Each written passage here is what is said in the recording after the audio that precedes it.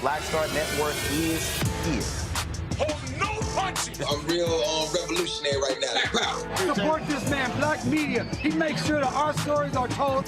Thank you for being the voice of Black America, Roland. Stay black. I love y'all. All momentum we have now, we have to keep this going. The video looks phenomenal. See, this difference between Black Star Network and Black-owned media and something like CNN. You can't be Black-owned media and be scared. It's time to be smart. Bring your eyeballs home. You dig?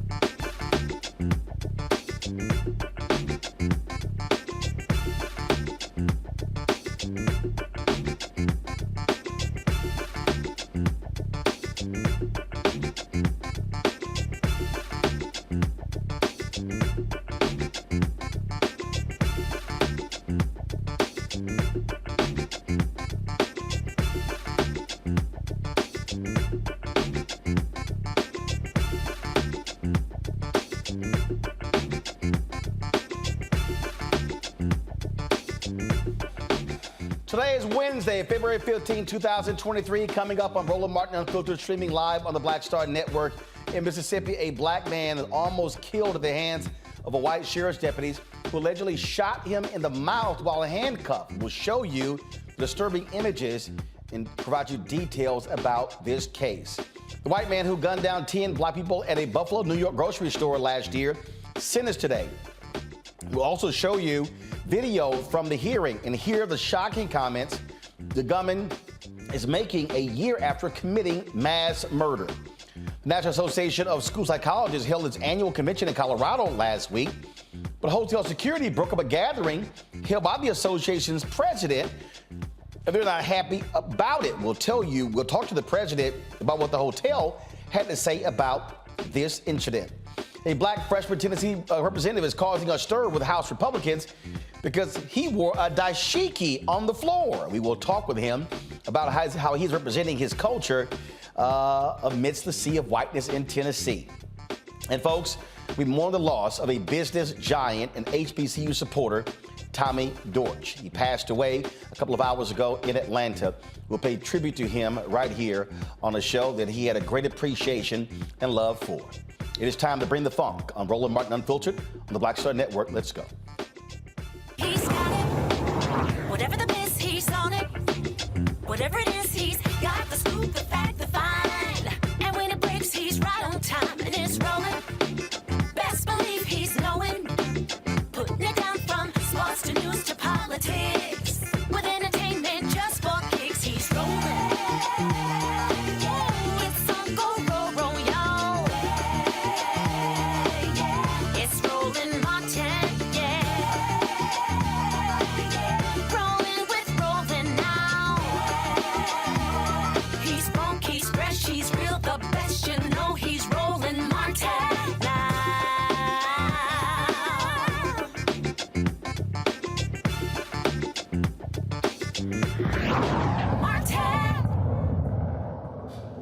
folks, a strange case out of Mississippi where a black man came very close to being killed at the hands of white sheriff's deputies who literally shot him in the mouth while handcuffed. Michael Corey Jenkins was in the Braxton, Mississippi home of Eddie T. Parker on January 24th. The deputies burst through the front door and handcuffed the man while searching Parker's residence.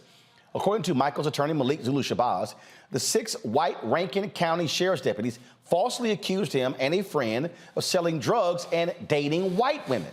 When the officers didn't find anything, Shabazz says they used excessive interrogation methods to coerce a confession. The officers held the men for nearly 2 hours, repeatedly punching, kicking, slapping, and shocking them with stun guns, even poured various liquids over their faces. According to a report in capitalbnews.org, as of Monday, Jenkins remains in ICU at a hospital where he has undergone at least 2 different surgeries. The Jenkins family took a photograph of him in the hospital about 2 weeks after the shooting, giving a thumbs up. The bullet to his mouth has caused permanent injuries to his brain, and he has lost the ability to speak because his tongue was surgically removed due to the damage by the bullet. As of today, the 6 white officers have not been identified. Mississippi Bureau of Investigation is leading the investigation. We've reached out to Malik Shabazz, Jenkins' attorney, and his family. We have yet to get a response. Let me bring in my panel. A. Scott Bolden, former chair, National Bar Association, PAC, also attorney here in D.C. Robert Patillo, host of the People Passion Politics on News and Talk 1380 WAOK in Atlanta. Rebecca Carruthers, vice president for Fair Elections Center. Scott, this is one of those cases where you absolutely would hope that there's body cam footage to actually see what took place. The last thing you want to do is go by, frankly, the testimony of these officers to describe what took place. Well, you know you got to pull the police reports. That's where the lies start. We've seen these cases before. But what was the motivation? It's such a strange case. They accused them of dating white women and interrogated them for 2 hours. Why haven't the police been identified? Why isn't there an internal investigation? There's just not enough on this matter. But you got this young black brother in jail, in ICU. He can't talk. His life has been permanently changed. And by the way, are charges pending against them? Lots of questions. But we got to get to the bottom of this because the county or the state ought to be investigating this. They should, and we've done a number of these stories, Robert. You're an attorney, and I swear, the Mississippi Bureau of Investigation pretty damn busy with cases out of Mississippi.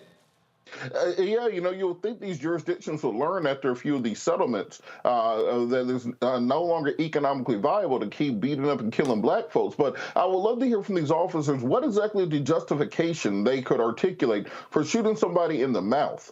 That is the most striking part of this, because even if you go by the standard excuse that police officers use, he was reaching for my gun, he was resisting arrest, what would motivate you? What would cause you to need to shoot somebody in the mouth? And this is why the need for nationwide mandatory tamper-proof body cams that record directly to a cloud, that cannot be turned off, that cannot be disabled or covered up by the officers, are absolutely required. And that's also why there has to be federal legislation so that officers do tamper with body cams, they face civil rights charges, because we have to have an unbiased view, an unbiased witness. As you mentioned, the individual, the victim in this case, can no longer speak on his own behalf, and all we can go by is what the officers, quote unquote, put in their report or what they say. And as we see, something is not adding up here, and we have to have independent voices that are able to protect the rights of individuals.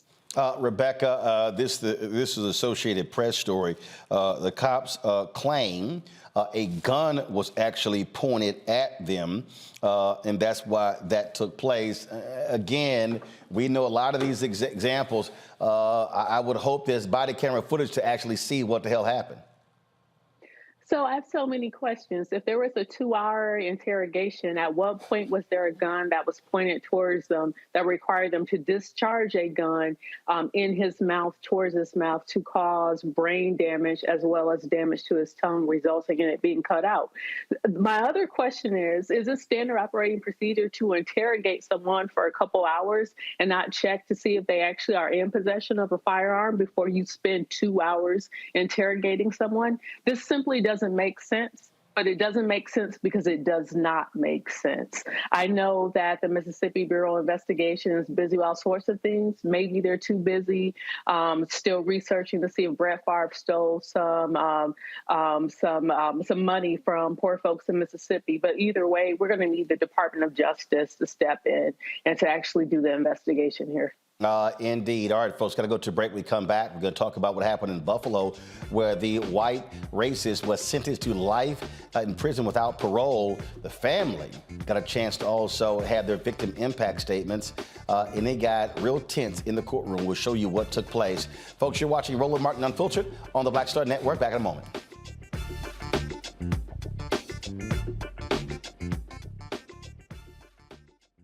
Black Star Network is here. Oh, no punches! I'm real revolutionary right now. Thank you for being the voice of Black America. All momentum we have now, we have to keep this going. The video looks phenomenal. See, there's a difference between Black Star Network and black-owned media and something like CNN. You can't be black-owned media and be scared. It's time to be smart. Bring your eyeballs home. You dig? Most people think that these television shows that tell stories about who we are as black men, and then they paint these monolithic portraits of us. They think that they're being painted by white people. And I gotta tell you, there are a whole bunch of black folk that are the creators, the head writers, the directors of all of these shows, and that are still painting us as monoliths. The people don't really want to have this conversation. No, they don't.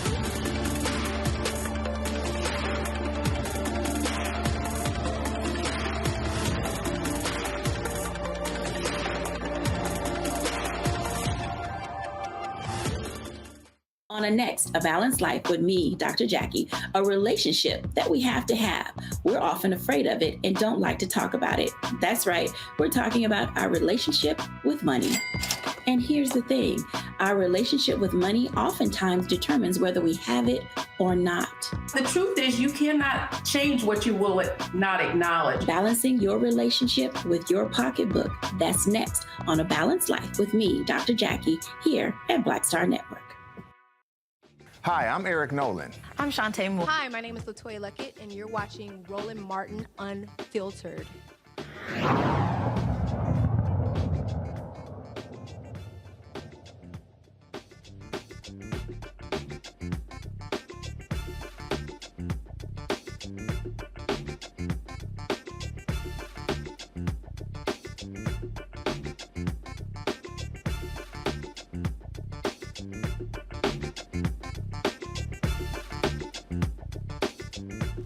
All right, folks, so the courtroom today in Buffalo, the white man who gunned down 10 black people in a grocery store in May of last year, sentenced to life in prison without parole. This is what the judge laid out. What she did was she made mention of every single person who was shot and killed and handed the sentence down tied to each particular person. We're going to have that in a second, folks. Then also, of course, he also apologized in the court, but also got real tense as well. And so we will have that for you in just a second. I must say, you know, look, he had already pled guilty, Rebecca, to these crimes. And so with the opportunity to hear what he had to say, but also the family had the opportunity to say their piece as well because of how his actions just devastated so many families.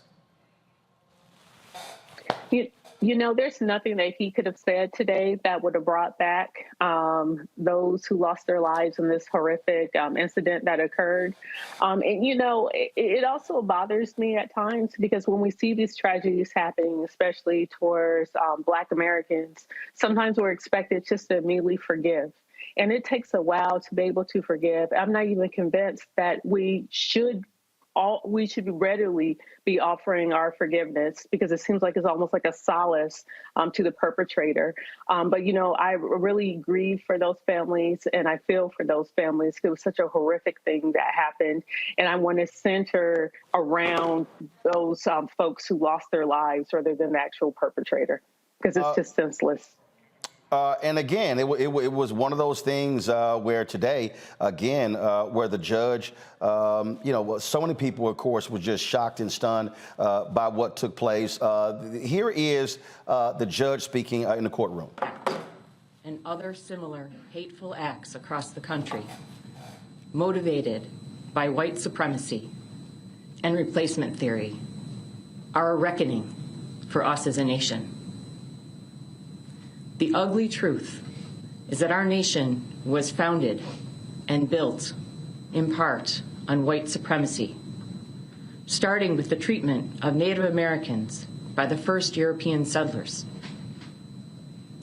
to the cruel, inhumane, economic engine, nation-building practice of slavery,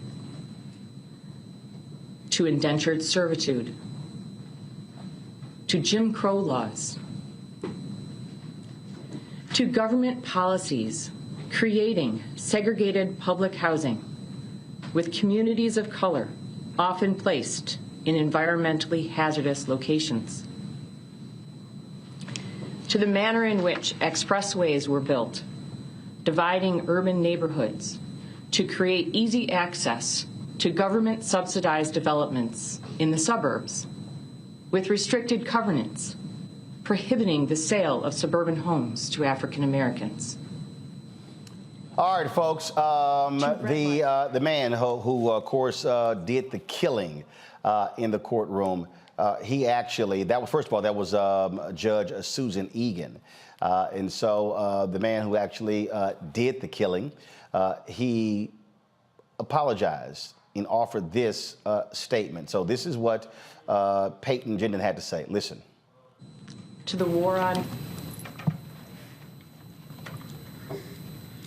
I'm very sorry for all the pain I forced the victims and their families to suffer through. I'm very sorry for stealing the lives of your loved ones. I cannot express how much I regret all the decisions I made leading up to my actions on May 14th. I did a terrible thing that day. I shot and killed people because they were black. Looking back now, I can't believe I actually did it. I believed what I read online and acted out of hate. I know I can't take it back, but I wish I could. And I don't want anyone to be inspired by me and what I did.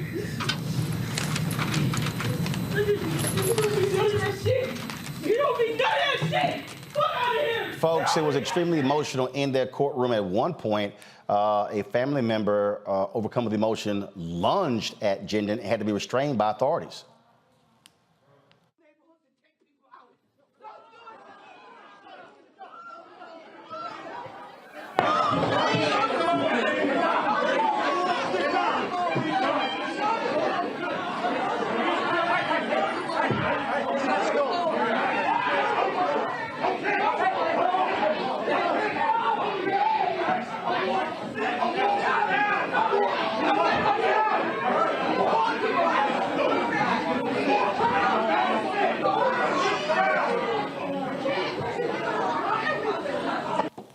Other family members did have an opportunity to share their thoughts about how Gendon's action hurt so many in Buffalo.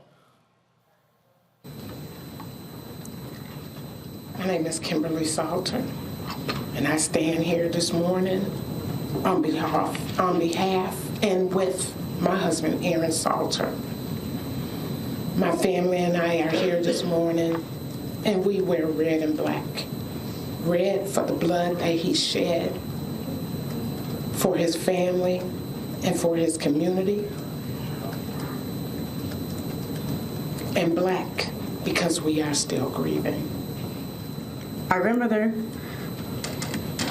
went to buy seeds for her garden on May 14th, 2022. She may not have been able to plant those seeds, but the seeds that she planted throughout her life are abundant. The same way she brought us together on Ridge Street is the same way she brought unity and solidarity to the masses. We fondly remember waking up from our sleepovers to the smell of Sunday dinner while getting ready for church. She was the driving force for our fishing trips and our camping adventures. Our grandmother had a strong and resilient spirit. She will not be present for our milestones, but we stand strong and determined and triumphant in ways that you could never fathom. We find strength in knowing that her legacy will outlive you. You will simply go from a name to a number. You will be herded like cattle. You will be shut away from the world. You will not enjoy family events. You will not enjoy outings with friends. You will be nameless and faceless, and we feel sorry for you. We pity you even.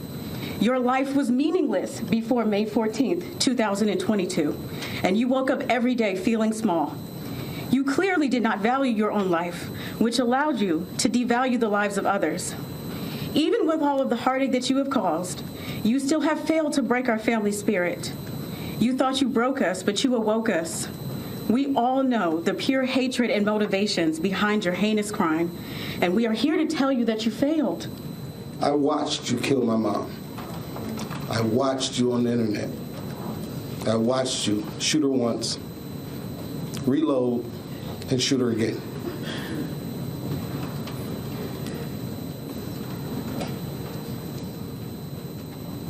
I just want you to remember that name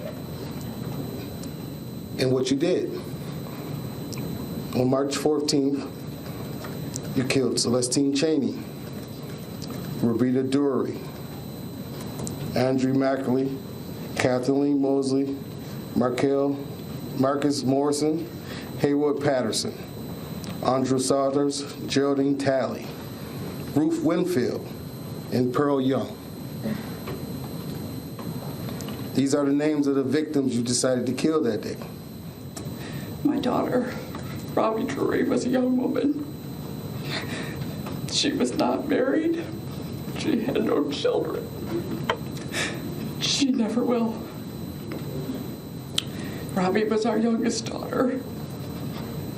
When people ask, how many children do you have? I don't know what to say. Will I ever be able to enjoy August 11th, her birthday? May 14th, how will my family ever have a nice thought on a beautiful spring day?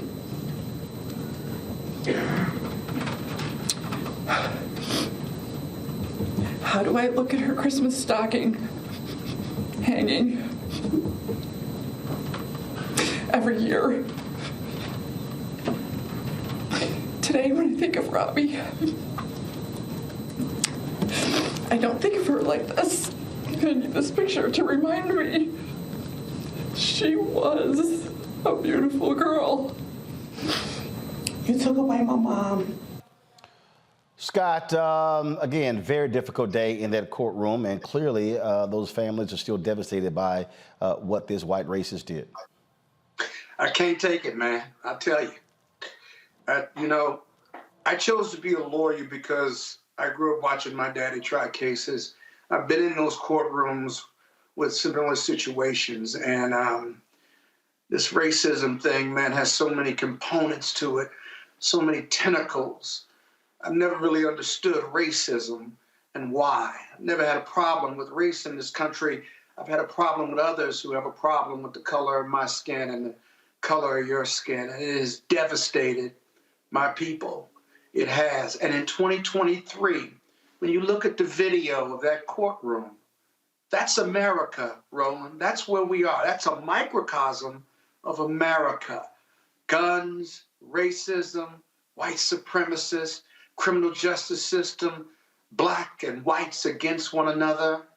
We can't hate all white people, but we can hate pure evil, which is what these mass murderers bring, and racists bring, and racial violence with them. And it's got to stop.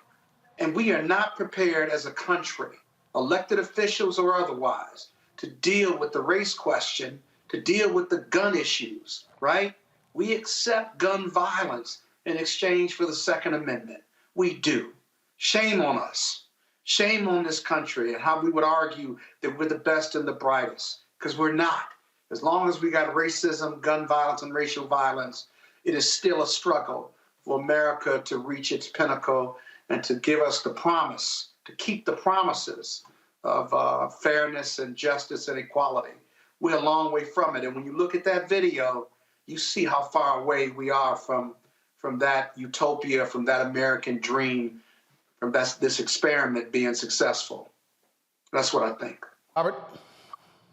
We have to stop treating these as individualized events. We have to look at this for what it was. We talked about during the trial the fact that he was radicalized online. We need the Department of Justice to take these cases and treat them in the exact same way that we treated the war on terror, because this is the war on terror for the Black community. We are still to this day being terrorized by white supremacists, whether it's in Buffalo, whether it's in Charleston, whether it's in any of these other white supremacist shootings that are happening around the country. There's nothing, I'm a Second Amendment advocate. There's nothing that tells me that menial means young white boy was able to simply afford a Gucci'd out AR-15, body armor, helmet, training, tactics, etc., all on his own. The same thing with the Uvalde shooters, the same thing with many of these other shooters. We need to be investigating and breaking down these terrorist networks that are expanding throughout the country, because we are seeing an increase in radicalized white violence. We saw that in Charlottesville years ago. We see this in these militias that are rising up around the country. Unless we take these groups seriously as a terrorist threat to Black communities and to Jewish communities and to LGBTQ communities, etc., around the country, we will wait until it is too late to do something about it. This is the clarion call. We have to fight back. And Rebecca, very simple. The FBI director has made it clear why domestic terrorism is the #1 threat to the United States. White domestic terrorism. Yeah, and what Robert just said is very important. We have to understand and see this in the bigger picture. We can't just look at it individualized. The point that I was making earlier is that what we've seen with wash, rinse, and repeat is that something happens to Black communities. Black communities are traumatized. The white perpetrator in court apologizes, and Black community in our trauma, we're expected just to say, okay, well, we forgive you, and then that's it. Instead, we have to treat this the way Robert just said. We have to understand this is a long line and continuity of white terrorism and white racism against Black communities in this country. We have to begin to view it that way instead of these just singleized instances where we're just like, okay, we have trauma happened to us. Okay, let's forgive, let's move on. No, this is systemic. This is not going away. And it's about damn time that this country does something about it. Indeed, indeed. All right, folks, hold tight 1 second. We'll be right back on Roland Martin Unfiltered on the Black Star Network. If you're watching on YouTube, hit that like button, folks. Also, download the Black Star Network app, Apple phone, Android phone, Apple TV, Android TV, Roku, Amazon Fire TV, Xbox One, Samsung Smart TV. We'll be right back.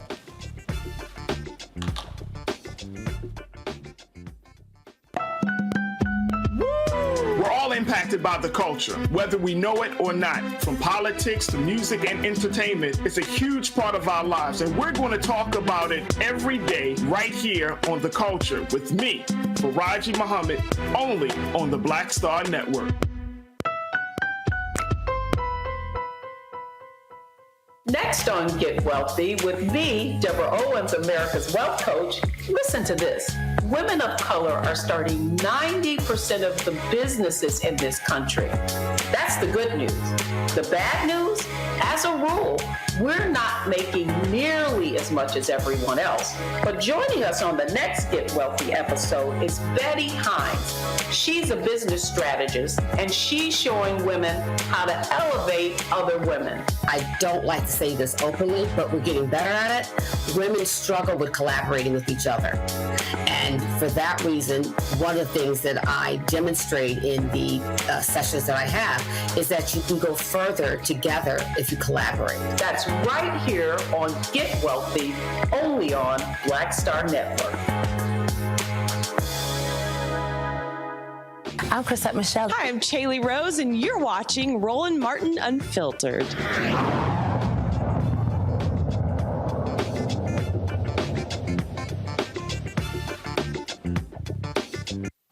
The National Association of School Psychologists held its annual convention in Colorado a week ago, and participants say hotel security at the Hyatt Regency Denver broke up a gathering held by the association's president.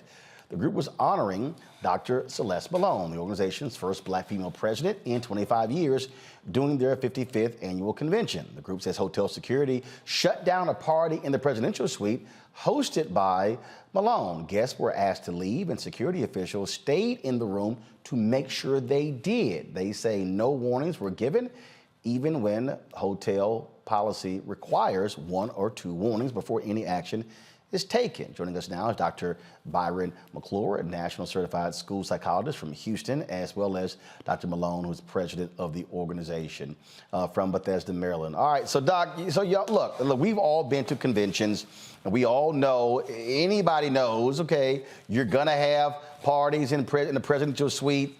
So did y'all have music going? What did they say? Was it too much music? Was it too much talking? How in the world did it escalate to, all right, everybody gotta go?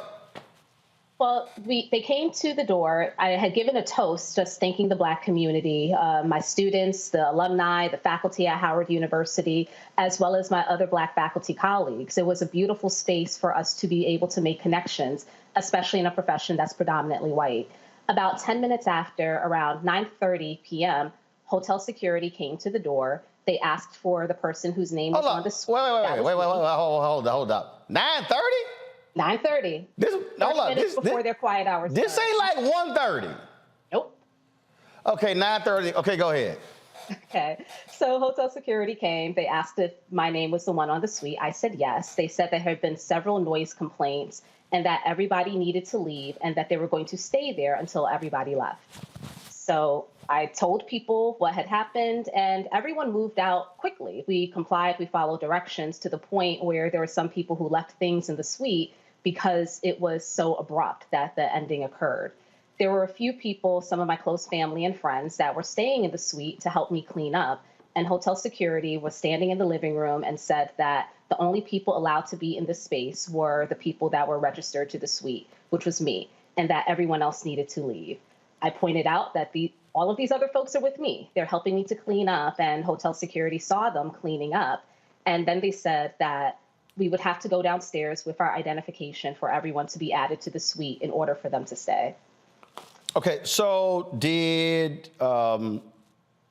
you ask for the manager? Did you ask for the head of security? And what did they say? Well, at that point, I got everyone to leave. There were a few people there, and I challenged it that we're not going to show identification, nor are we going downstairs.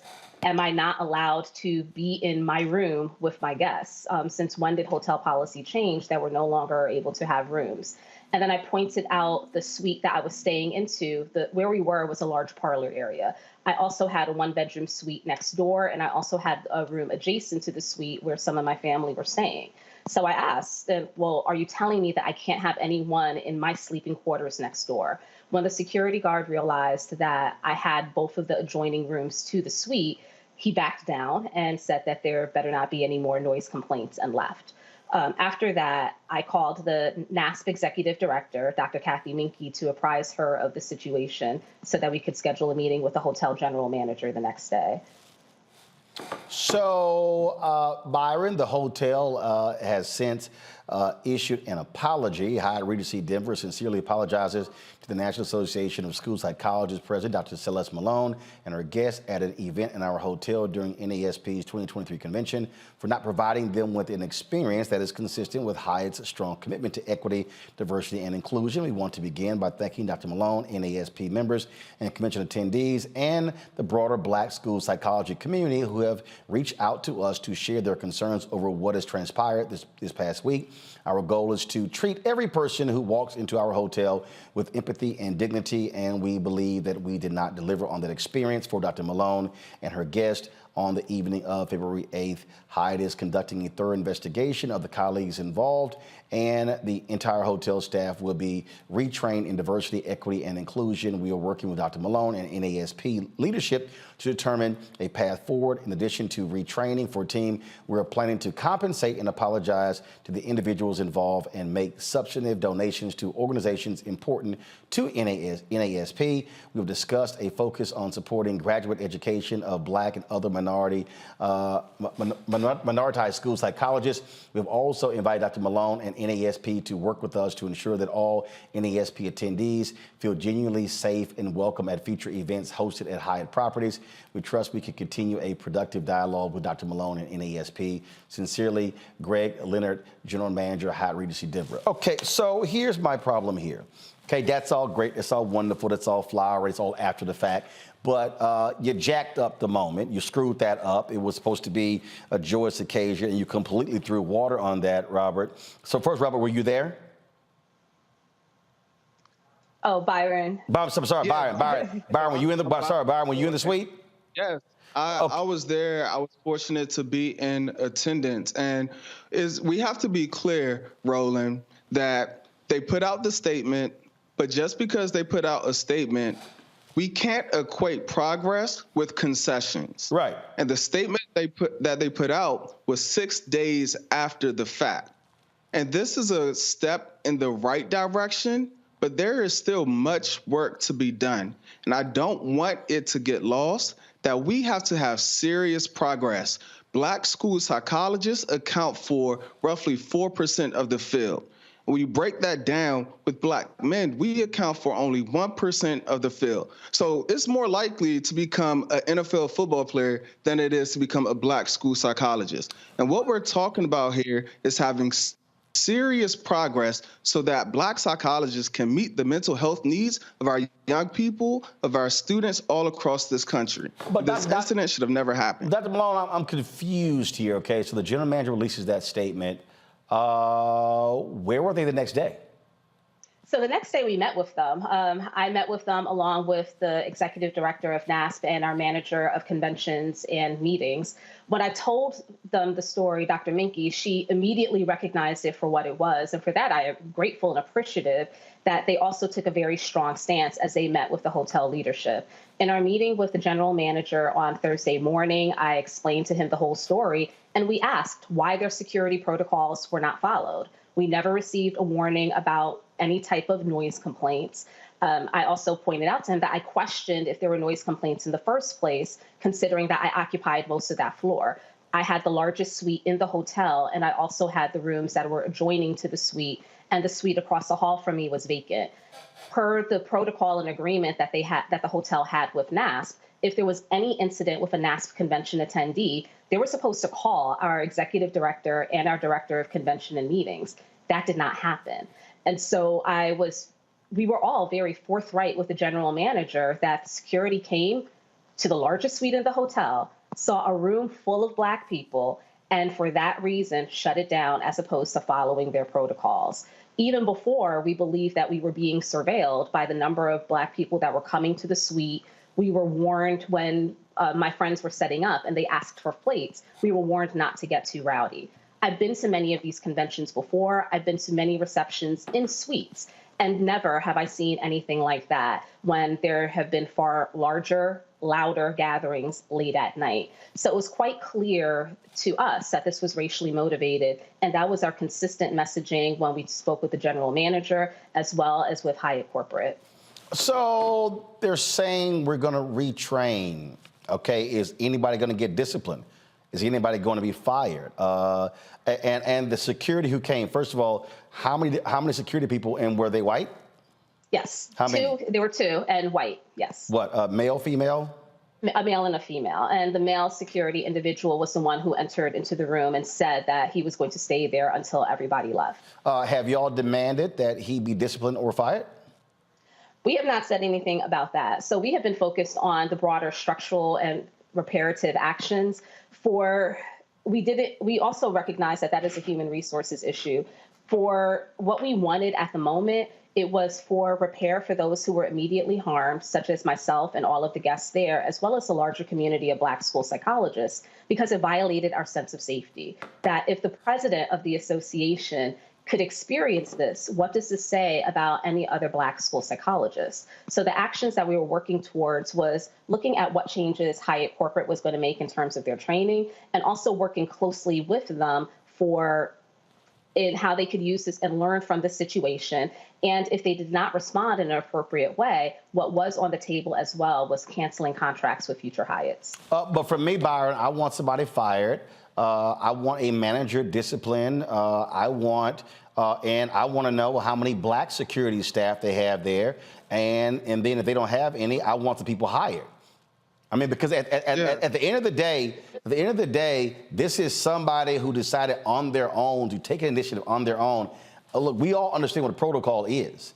And so if this is just a low-level security officer who is not a supervisor, who is not head of security, who just decided on their own, I can only imagine who else they're dealing with on their own.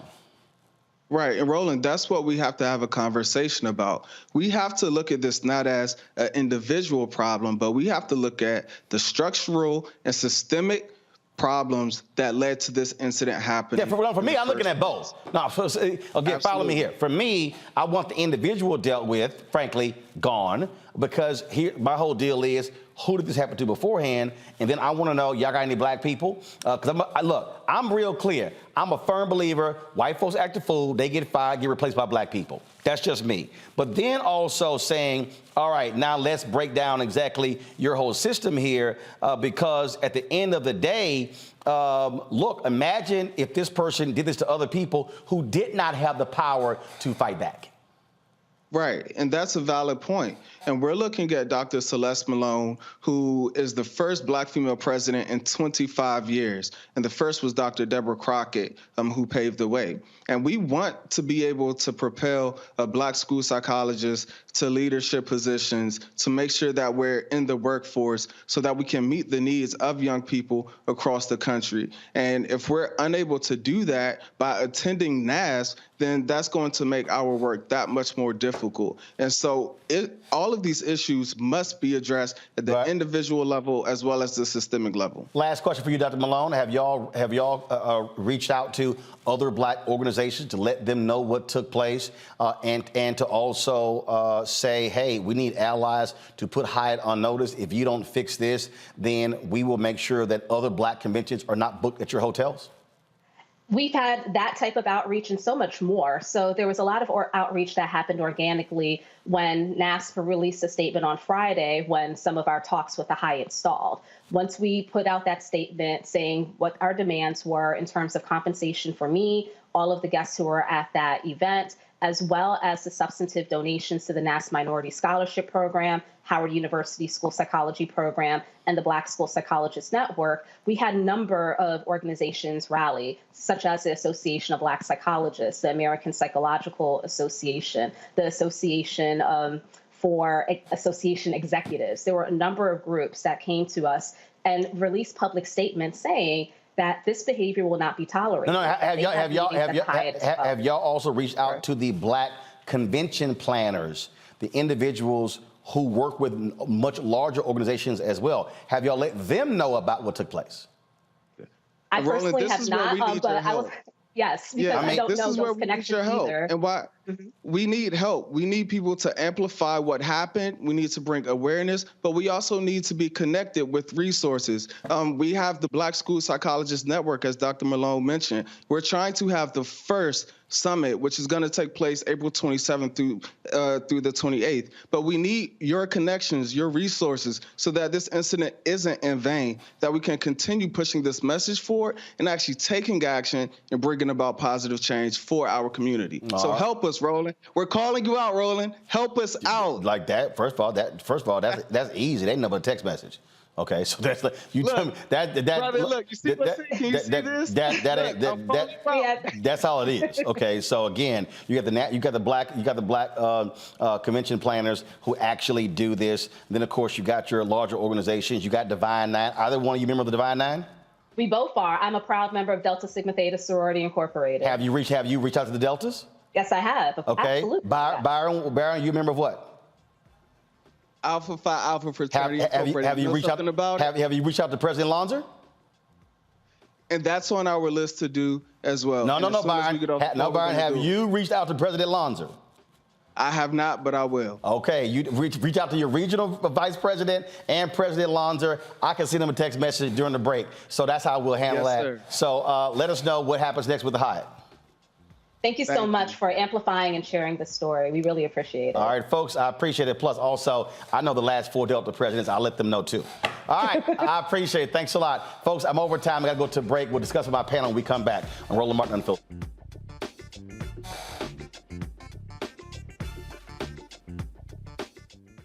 When you talk about blackness and what happens in black culture, we're about covering these things that matter to us, speaking to our issues and concerns. This is a genuine people-powered movement. There's a lot of stuff that we're not getting. You get it, and you spread the word. We wish to plead our own cause.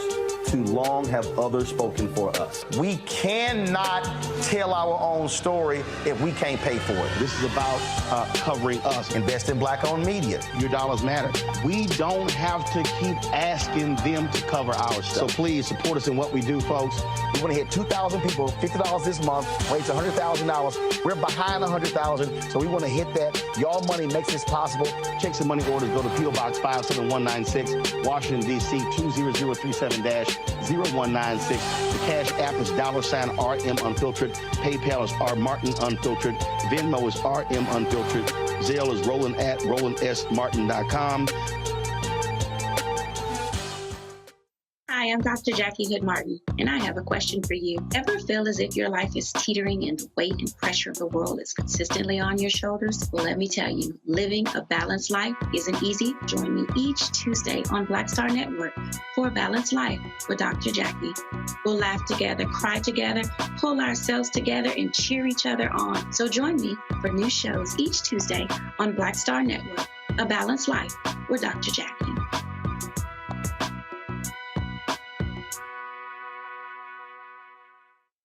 Hi, I'm Gavin Houston. Hi, I'm Carl Payne. Hey, what's up, y'all? It's your boy Jacob Lattimore, and you're now watching Roland Martin right now.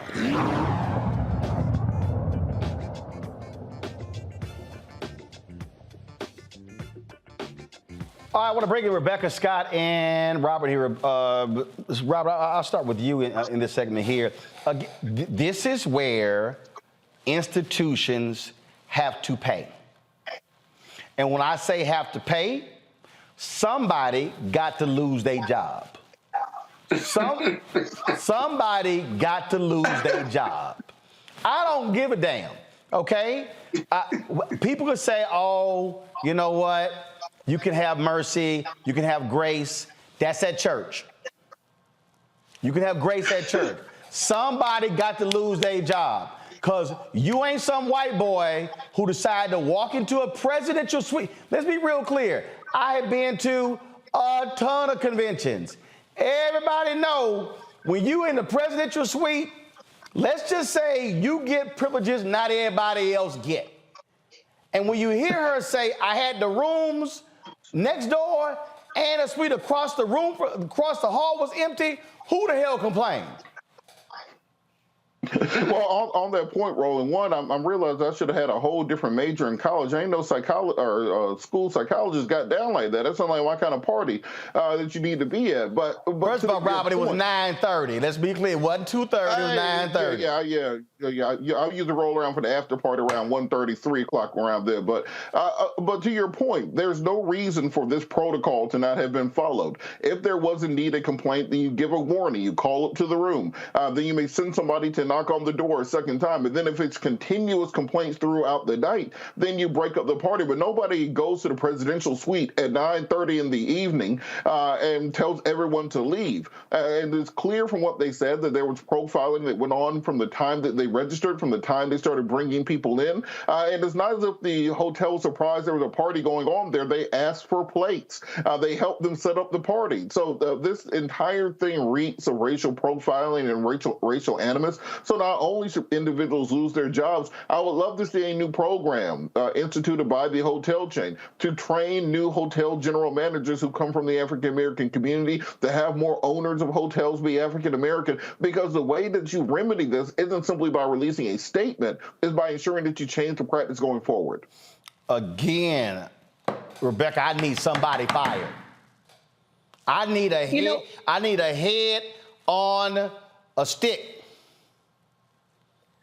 Roland, they were just simply too nice, because as I was listening to them, 85% of the Hyatt chain is still owned by the Pritzker family, as in Governor Pritzker of Illinois' family still owns 85% of the Hyatts. It is Black History Month. This is unacceptable. We got to raise hell here. It is not just saying, oh, there has to be systemic change. Well, we could do both. And I agree with you. Tonight is not the night in Black History Month to be extending Black grace and Black mercy. That is not what this is. That security guard should have been fired immediately. And if the second security guard that was also with him, if she sat there and she followed up with what he was doing, then she needs to be fired as well. This is not acceptable. I have thrown many a hospitality suite through being a member of Alpha Kappa Alpha, the Links, or even doing things with the Democratic Party. I've seen where organizations have been extremely rowdy, not my organizations, mind you, but I've seen where— You know damn well y'all being rowdy. Stop fronting. First of all, stop fronting. I will neither confirm or deny. Hold on. I can confirm. I will say I have seen where things have gotten rowdy and security was not called. But even a couple months ago, I threw a party in a presidential suite, and we had liquor, we had food, it was filled with people, and it was music. And just like the previous guest said, is when you have the presidential suite, you also have the adjoining rooms next to it. So really, who are the people who are calling and saying that things are so noisy and things are so loud? Once again, this was 9:30 p.m. A bunch of school psychologists. They didn't seem like they were a rowdy bunch, but even if they were, the hotel did not follow protocol. So I'm asking the Pritzker family, which owns 85% of the Hyatt hotel chains, what are you all going to do to make this right? It's Black History Month. Hey, listen. And again, look, I appreciate Dr. Malone and Byron coming on. I'm kind of with Rebecca Scott. They were a little too nice with him. Because, matter of fact, I'm hitting a brother who leads up. See, again, I don't waste time. Just so everybody understand, again, I believe in being as gangster as possible. So the brother who leads all diversity, I'm hitting him right now. And I will be hitting the Alpha president and the Delta president, because I'm sitting here like, and you got to let other organizations know. I got a group chat of all these Black civil rights folks. They should know as well. This is where you have to send a signal. And again, see, Scott, here's the deal. Corporations, they like for us to be quiet. They like for us to keep things inside. No, hell no. You got to be noisy. You got to let folk know, do understand, we can send this thing across the country and stop folk from meeting at Hyatt's nationwide. Yeah, the apology ain't enough. Well, the apology is the beginning, not the end. And you can throw Denny Johnson in for the Alphas also. I'd give a call to, because he's on the road with the Alphas 24/7 at various conventions and gatherings of his fraternity. But two things. This organization spent more money at this hotel. They spending money at this hotel more than anybody else for those 2 or 3 or 4 days for the convention. That's the first thing, right? So what you're talking about is nobody else spending money with them. The apology is okay, but you have to be accountable for this bad conduct. Secondly, what's really missing, who sent security up there? And why wasn't the manager, the general manager there, the night manager? They're there. How come they didn't come up? Let alone, how come nobody called the night manager and say, listen, this is complete nonsense. But this security guard, usually poor, not well paid, white, for one night, had a superiority, had his white privilege, and he was going to tell all these Black people to exercise power over them, right? So that what's missing beyond the apology and giving a contribution is demand an investigation as to how this occurred from a management and leadership standpoint so that it never happens again. Show us the report, and then we'll stop telling people not to come to your hotel, because if you don't do it that way, it's going to keep happening, and you can't feel safe or comfortable by doing business with the Hyatt Regency in Denver. So you need an internal investigation. Where was that night manager? And then you retrain everybody up and you fire as many people as you can, because you want to send a message.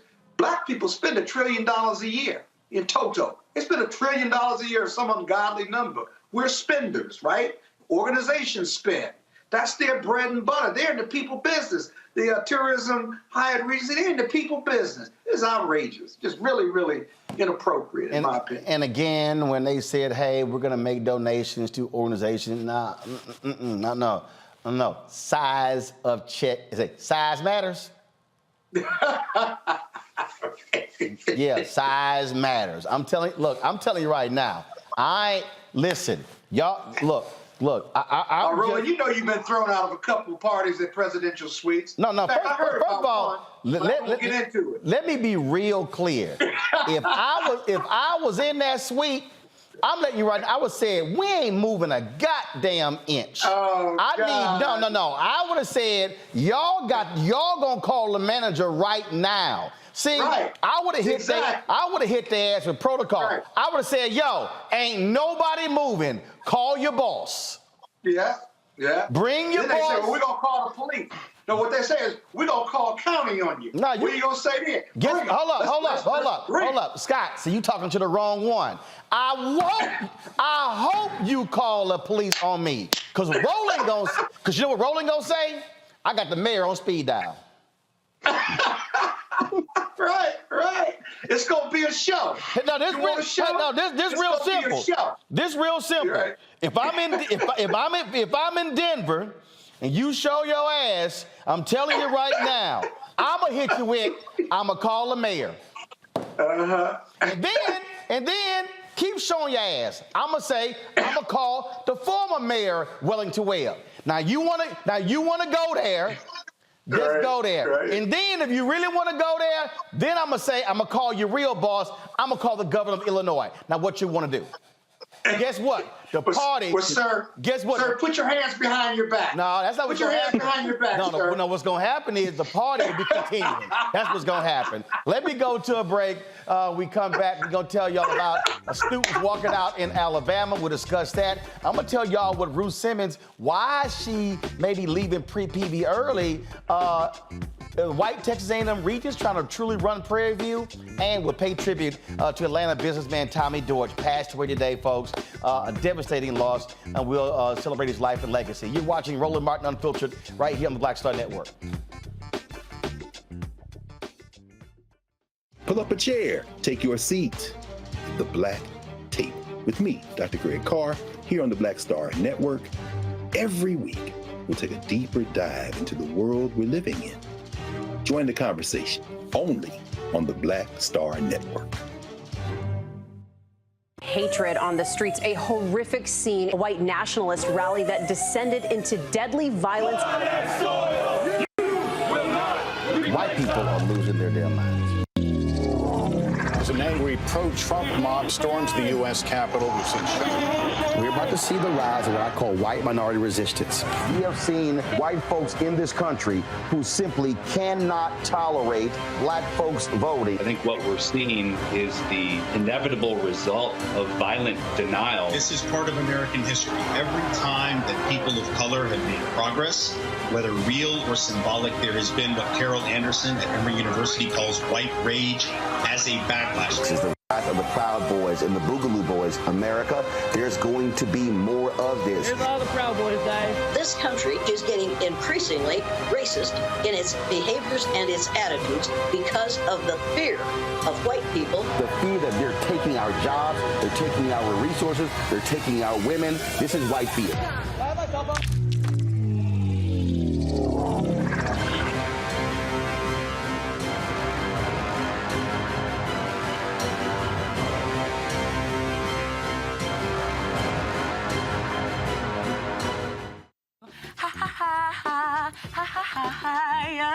Hey, I'm Antonique Smith. What up, Lana Well, and you are watching Roland Martin Unfiltered.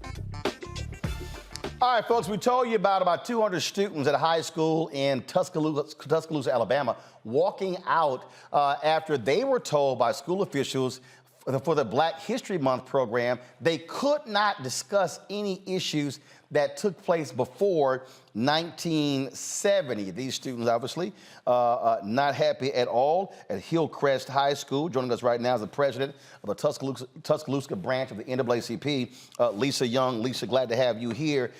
We read the response of the school.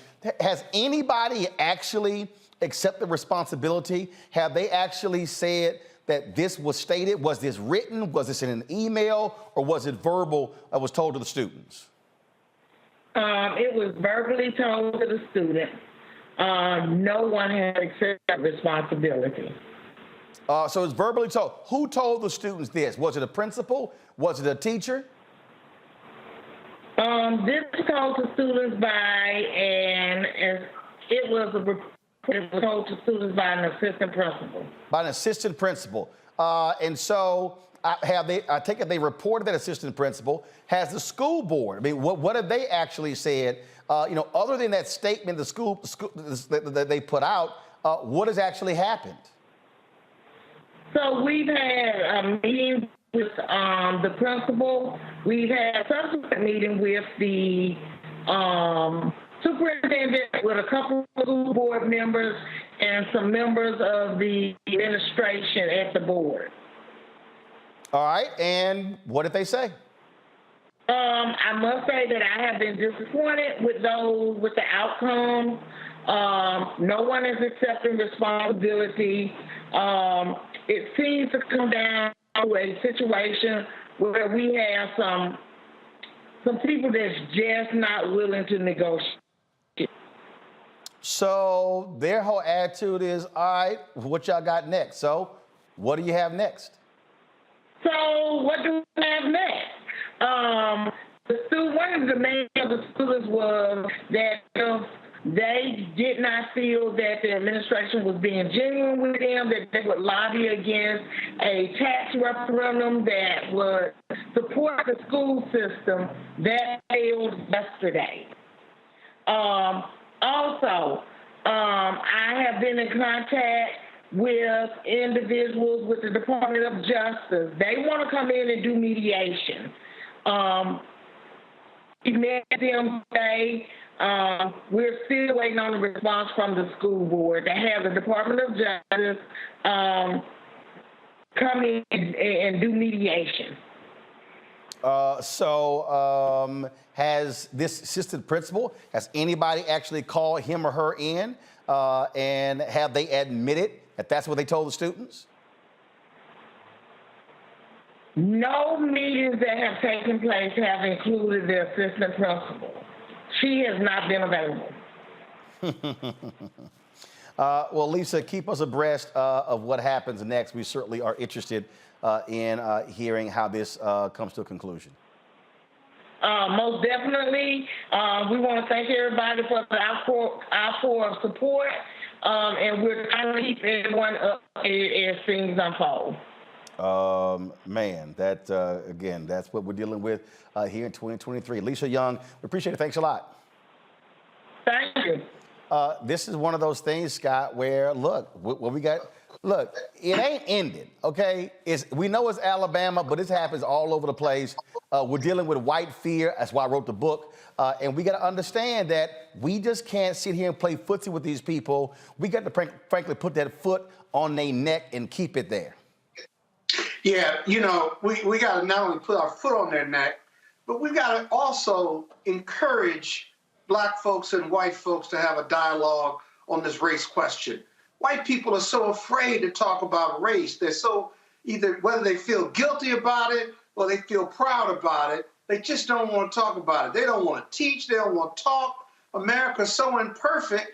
The only way you get better is to discuss your imperfections. And that national dialogue on race will never take place. Not because Black people don't want to have it, but white people certainly don't want to have it.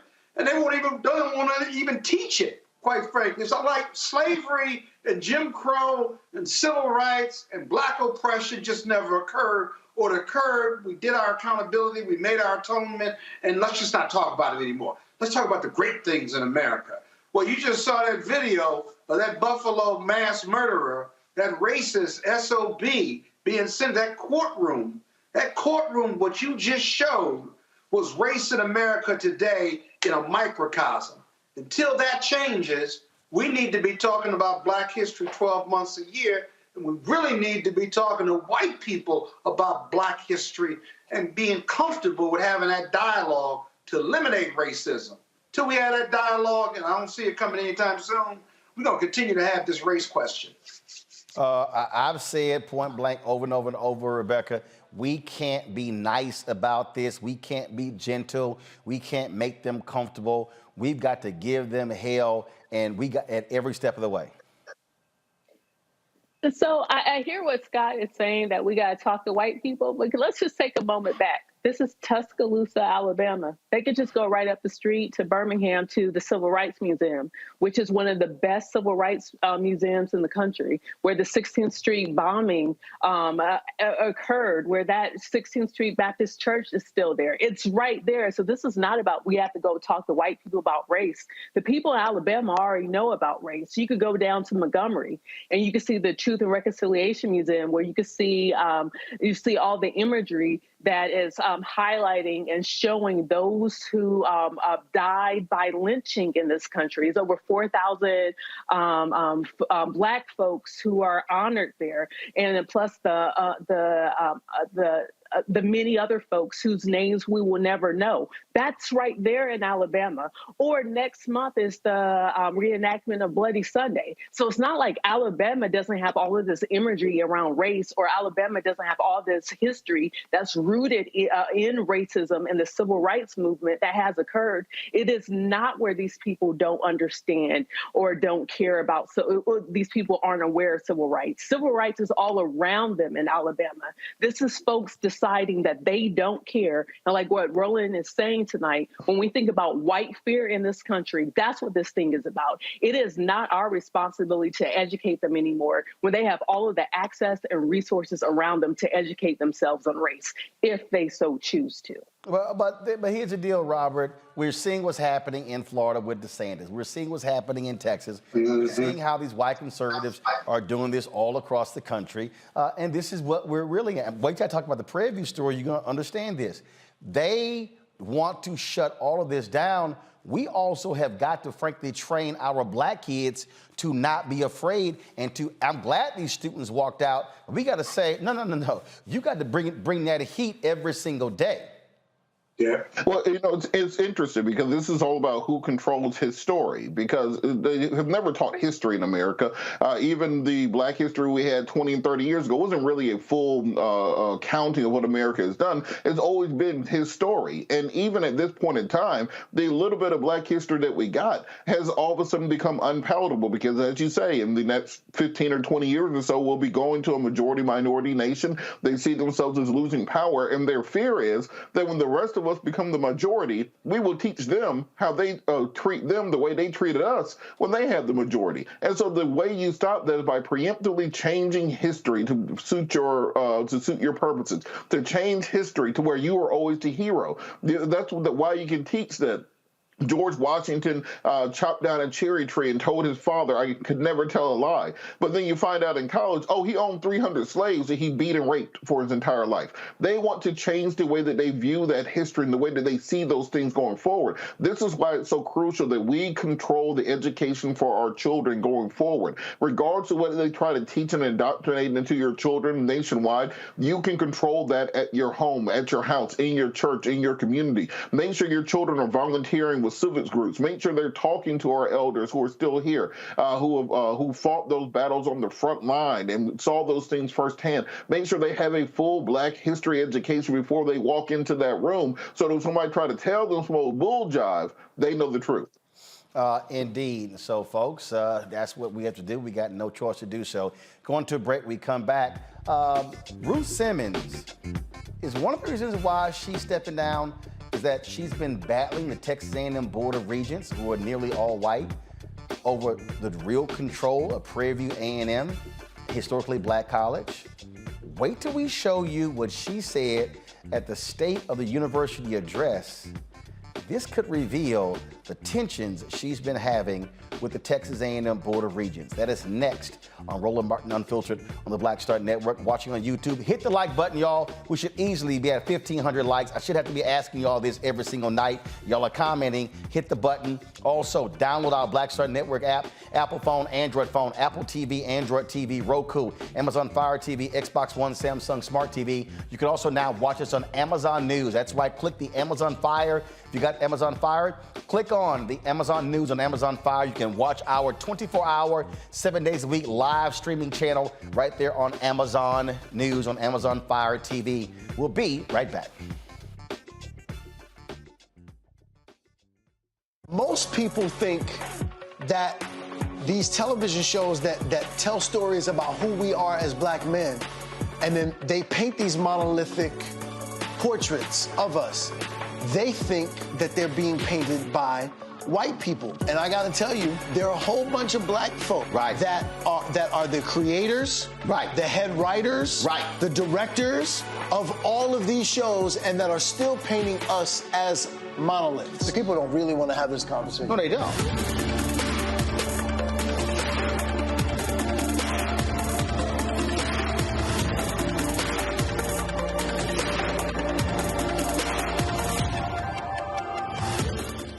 Black Star Network is here. Oh, no punch! I'm real revolutionary right now.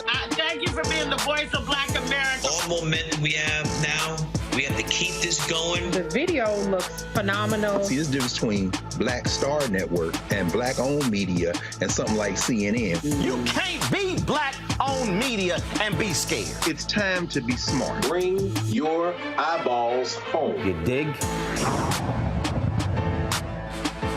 On a next, A Balanced Life with me, Dr. Jackie, a relationship that we have to have. We're often afraid of it and don't like to talk about it. That's right, we're talking about our relationship with money. And here's the thing, our relationship with money oftentimes determines whether we have it or not. The truth is you cannot change what you will not acknowledge. Balancing your relationship with your pocketbook. That's next on A Balanced Life with me, Dr. Jackie, here at Black Star Network. Yo, it's your man Dion Cole from Blackish, and you're watching Roland Martin Unfiltered. Stay woke.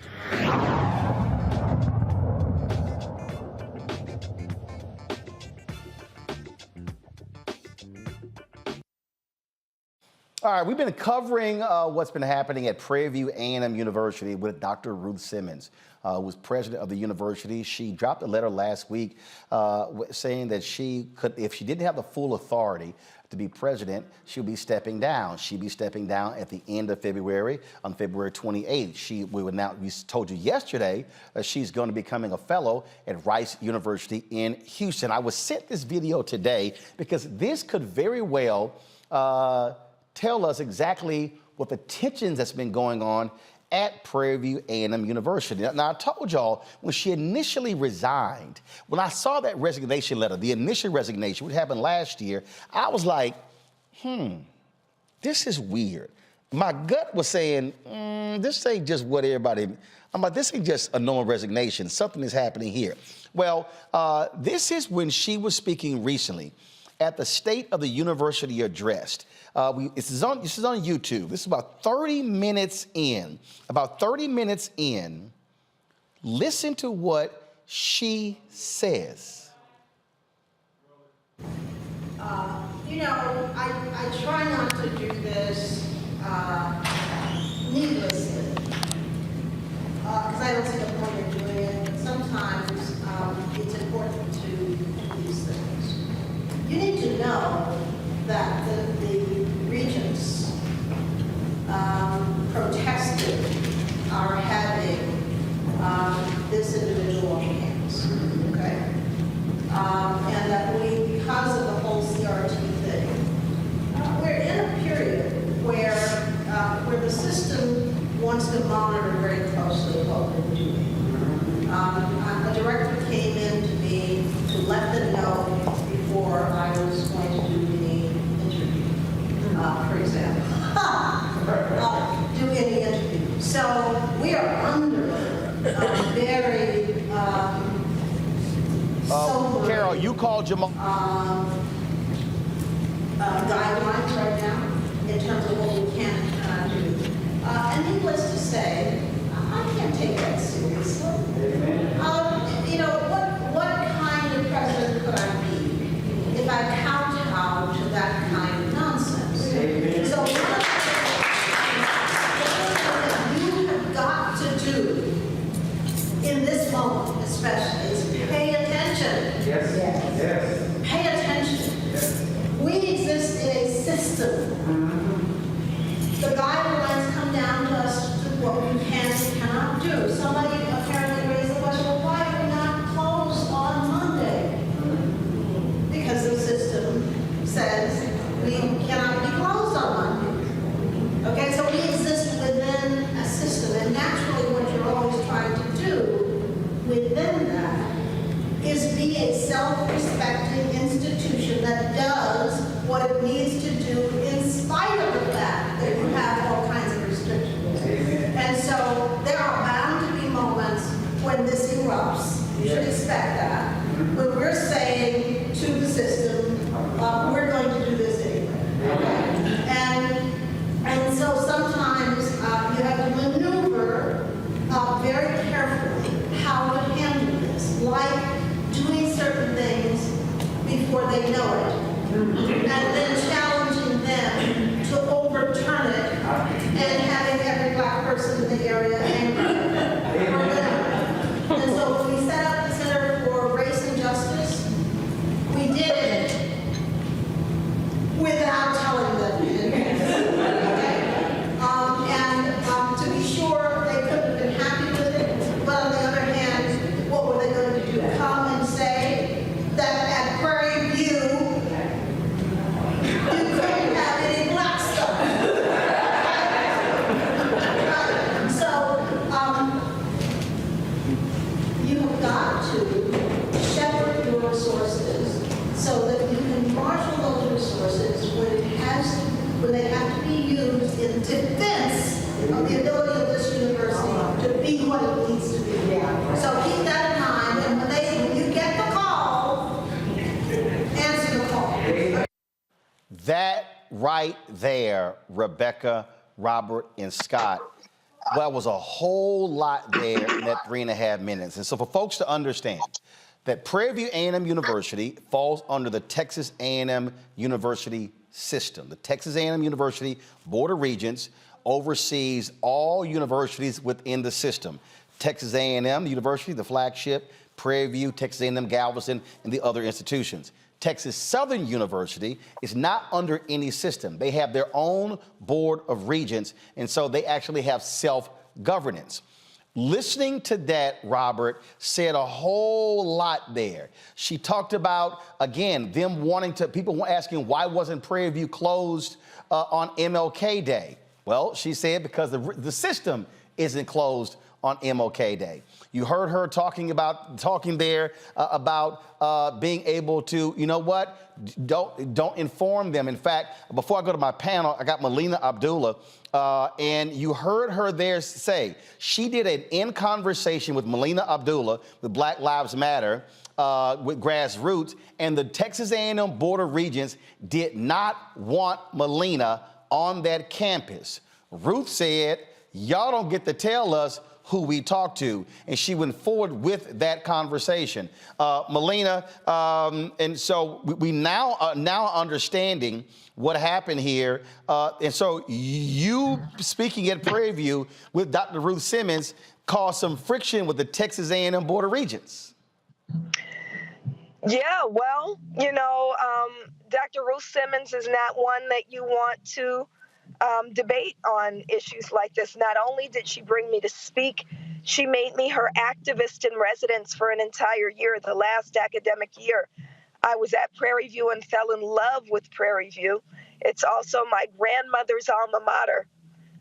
It is a very special place under President Ruth Simmons, and she's just been a force. I was an activist in residence. She had Nikki Giovanni as the writer in residence. She was just an amazing leader, is an amazing leader. And, Prairie View will miss her and has so much to be grateful for. as she led that university and continues to contribute to the wonderful, beautiful, powerful history of Prairie View. All right, Melina, we appreciate that. We just want to get your comment there because clearly we now understand the friction that was happening behind closed doors between Dr. Ruth Simmons and the Texas A&M system. Yes, yes. Thank you so much for having me. We appreciate it. Thanks a lot. Robert, going to you. This is Ruth Simmons telling the Prairie View alumni, you have got to stand up and fight for black students and essentially not let these white Republicans in Texas water down and neuter a black institution. You know, I'm reminded of a work by Frantz Fanon, Black Faces, White Masks, that often black people are put into positions, but the backing and the undergirding of those institutions are still run by white people. And so because of that, you don't have the full power to institute your programs. You don't have the full ability to actually have autonomy over what you're doing. And so she's making it very clear that she has no intention of being a president in name only. She does not want to be a vassal, does not want to be in fiefdom than anyone else, but rather she wants to be ensure that she has the ability to do what she sees as being best for the institution. I applaud her for standing up in this sort of a way. I think we need this across black academia. We saw this in the Atlanta University Center for a decade, bringing in voices of leadership that were not actually interested in doing what was in the best interest of the students in particular, and we've been able to remedy that going forward. But presidents of this nature are exactly where needed for students matriculating through HBCUs. The thing here, Rebecca, that is important. Again, she talked about basically saying, all right, well, you know, we're going to do what we do, and then we're going to tell y'all later. And so for this Center on Race and Justice, she was like, yeah, we just decided to do it and then told them later, and then let's then fight it out. What she is saying is, when you've got this Republican governor who now wants to get rid of anything that's DEI, this is going to have an impact on state HBCUs. And what she is saying, and if you look at the resignation letter she gave, she clearly states it in there. They fight. She didn't use these words, but she was saying is, you have to fight for what is right. Fight for your institution.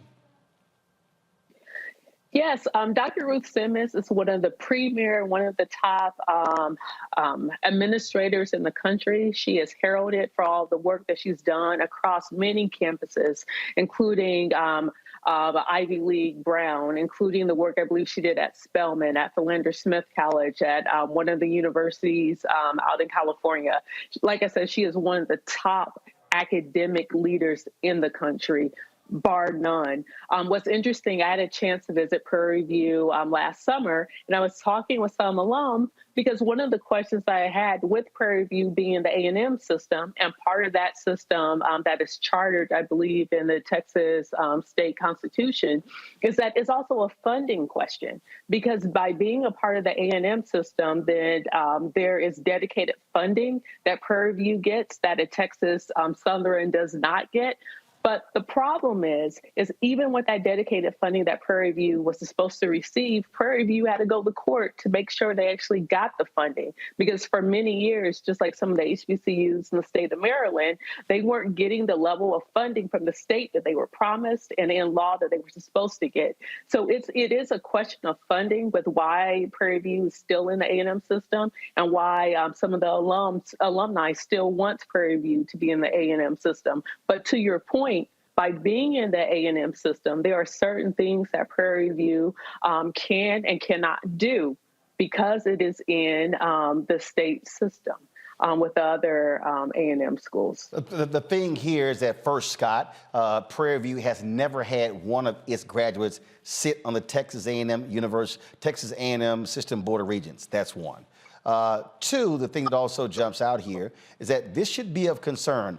These Republican governors in southern states, this should be of grave concern to public HBCUs, because if we're going to now see this attack on race and diversity, equity, and inclusion, that could have devastating consequences for our state HBCUs. It's a bad equation for historical black colleges that are part of these state regent systems. On one hand, they get support from the state, but on the other, they want to try to dictate to you. And in Texas, dictating to you means that you can't talk about slavery or civil rights or you can't talk about these black issues, but you're an historical black college. Ruth Simmons is a brilliant woman who happens to be black, a brilliant administrator, president of institutions of higher academic learning.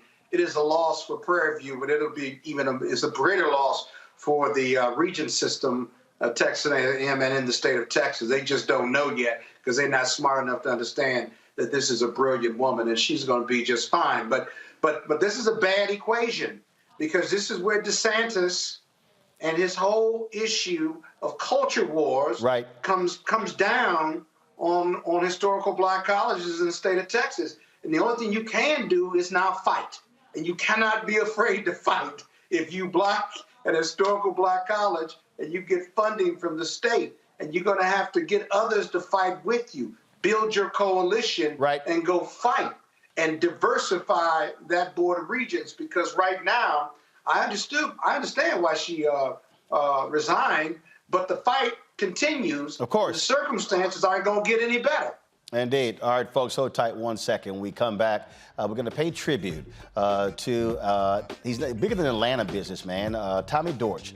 Of course, businessman, philanthropist, very much involved. HBCUs, had a deep love for black people, passed away today in Atlanta. We'll pay tribute to him next, right here on Roland Martin Unfiltered on the Black Star Network.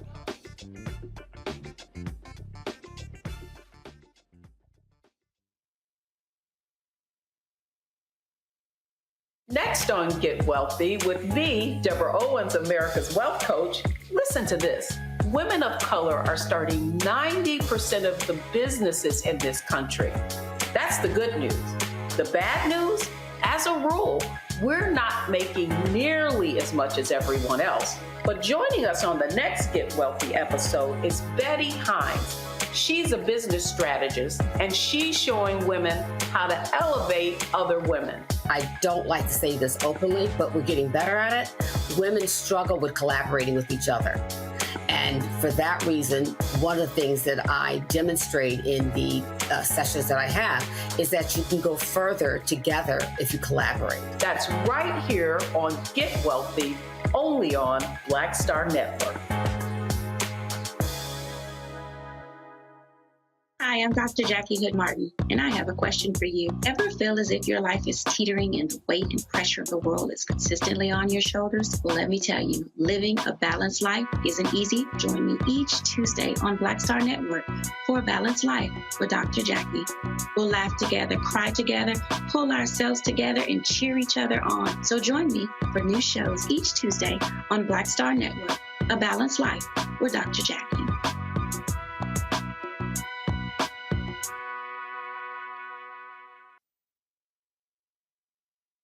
Hi, I'm Gavin Houston. Hi, I'm Carl Payne. Hey, what's up, y'all? It's your boy, Jacob Lattimore, and you're now watching Roland Martin right now.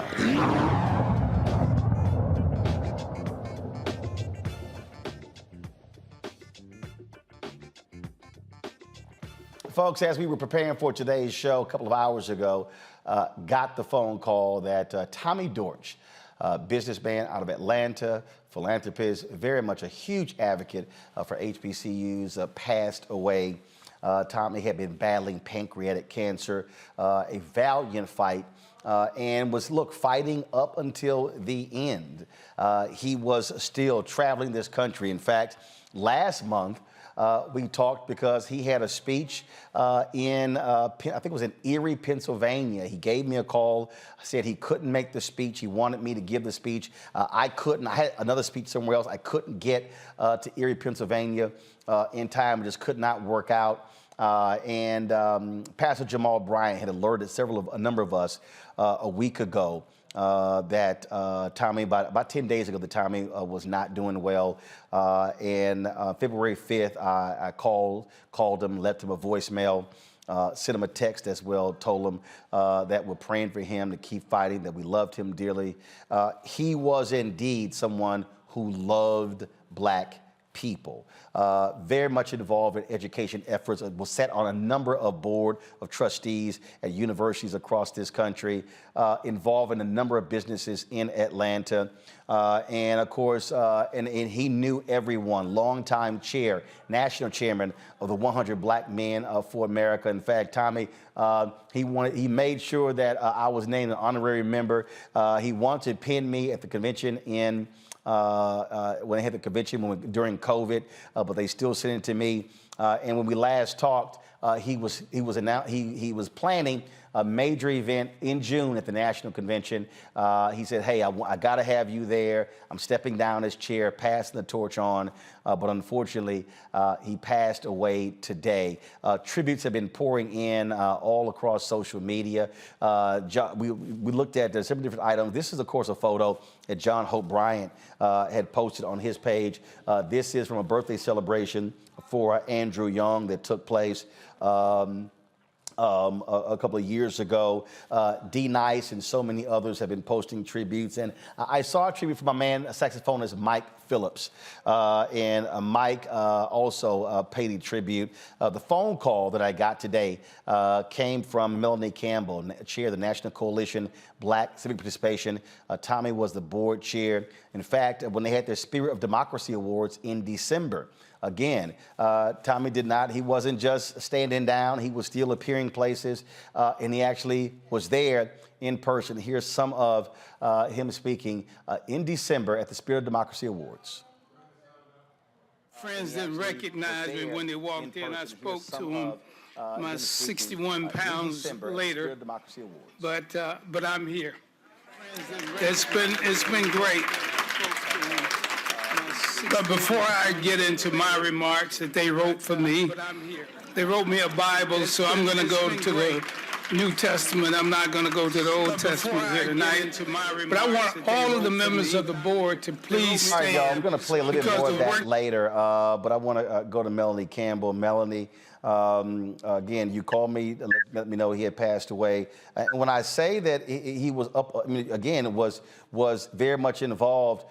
Folks, if y'all can show, again, when they were at the ringing of the bell at the New York Stock Exchange, Tommy was there. He was speaking in Dallas. I mean, his boots were on until the very end. Yes, indeed, Roland. Tommy would always say, he starts out the day, he said he want to start the day off, put it all on the table, and have his cup empty at the end of the day every day. And that's how he lived his life, whatever he was doing. And so I feel like we lost a Renaissance man. He was unapologetically Black, no matter what he was, whether he was in a boardroom, whether he was on the stock exchange, whether he was right there on Capitol Hill, wherever he was, he made sure that he focused on upliftment of our people, especially our young people. He was passionate about that. Capitol Hill, you and others were on Capitol Hill last week, offering up a resolution for him to be awarded the Congressional Gold Medal. Congresswoman Nikema Williams actually spoke on the floor of the House for that. Let's play what she had to say. All right, I'm going to play it in a second, Melanie. And so talk about that particular effort there. Well, last week, thank Congresswoman Nikema Williams, who from the great state of Georgia, 5th District, Congressman John Lewis's old district, Congressman Hank Johnson, and all of the Congressional Black Caucus members from the state of Georgia came together with Nikema leading it to nominate Tommy for the Congressional Gold Medal for his lifetime of service to not just Black America, but to the nation. And so that was a week ago. And his son, Thomas W. Dortch III, was there along with several other, Bishop Jamal Bryant, who is his pastor, along with many folks from our board and others attended that to bear witness. And so we thank them for that. And we want to keep that legacy alive and try to push that across the finish line of being able to see if they can still get a vote and get it passed. And preferably, if partisanship doesn't get involved, then I think he will posthumously at least receive that award. And I think it's worthy of that because it talks about the work. One of the things she honed in on was his love for HBCUs, which I heard you mention. Undergraduate from Fort Valley State, graduate school from Clark, Atlanta University, AU. And actually, Roland, on Monday, Dr. George French Jr. and several of us witnessed the board of trustees for Clark Atlanta University actually went to Tommy's house and bestowed upon him an honorary doctorate that they had planned to do during commencement, but they did it Monday. So he also left here knowing that. And he was able to watch what happened last week. And so they say many of us, many people, not just those of us, me and others, but many people gave him his flowers while he was here to know it. And a lot of times we don't get to do that. So that was a blessing. And here is that speech on the floor of the U.S. House from Congresswoman Nikema Williams. Mr. Speaker, I rise today to honor my constituent, Mr. Tommy Dortch, one of our country's greatest contributors to closing the racial wealth gap. I could spend hours highlighting his contributions to the Black community, but I want to focus on his investment into our great HBCUs. A proud product of both Fort Valley State University and Clark Atlanta University, Mr. Dortch founded the National Black College Alumni Hall of Fame. Mr. Dortch has led the foundation to award over $1 million in grants and scholarships to students and exposed more than 500,000 students to college opportunities. As a third-generation HBCU grad, I know firsthand their critical role in fostering Black excellence. Mr. Dortch's lifetime of giving back to the HBCU community has laid the groundwork for economic mobility for generations to come. And Mr. Speaker, today I proudly join with members of the Georgia delegation to introduce legislation to award Mr. Tommy Dortch the Congressional Gold Medal for his leadership and contributions to our country. I'm eternally grateful for the work he continues to do to advance equity and opportunity for all. Thank you, Mr. Speaker, and I yield back. Saxophonist Mike Phillips was performing at City Winery in Atlanta. He posted on his Instagram page, God clearly had something else, and he said he had an opportunity to go to see Tommy and to play for him. And Tommy, of course, was a huge fan of Mike Phillips. Mike, you performed at many of Tommy's events. I often attended his big birthday celebrations. Was that today? When you went by? Yeah, I went by today. I mean, you can't make this up how God can align things. Like I said in my post, I thought it was about City Winery. We booked City Winery 6 months ago, and not knowing that it was just meant for me to be here, not on the 14th, but the 15th. Originally, I was supposed to go to the house at 11. And I pushed it back a little bit and got to the house, and he was there, and one of the most beautiful things happened. I took out my horn, and I played him Amazing Grace. And the doctors were amazed because they saw him smiling. He was literally cracking a smile. So whatever he heard from that horn allowed him to smile. We all saw it, and it was just a beautiful thing. And then he passed a little bit after that. And I can't tell you the level of gratitude that I have for this man. He invited me on my first board ever to be a part of the Black College Alumni Hall of Fame, and being in the trenches with him helps you understand how dedicated he was to our community and working right beside him. Because you remember, 20 years ago, HBCUs, we weren't the cool thing on the block, and it wasn't the shiny thing that everybody could see and make those investments in. And he was down in the trenches before HBCUs were even cool from the outside looking in. Melanie, I can recall when the Obama administration made some changes to the Parent Plus loan, which devastated many HBCUs. I remember getting a phone call from Tommy saying, hey, Roland, we got to fight this thing. I'm going to be on a plane late tonight. I'll be in D.C. tomorrow.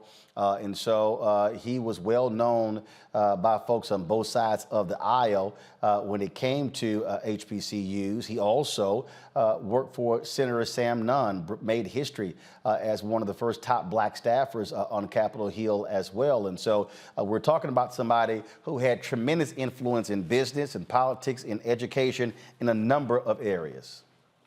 Most definitely. And the thing about Tommy is that in his struggles, in these last, you think about, he never stopped. For 4 years, he was going through this battle, but for many times he didn't talk about it.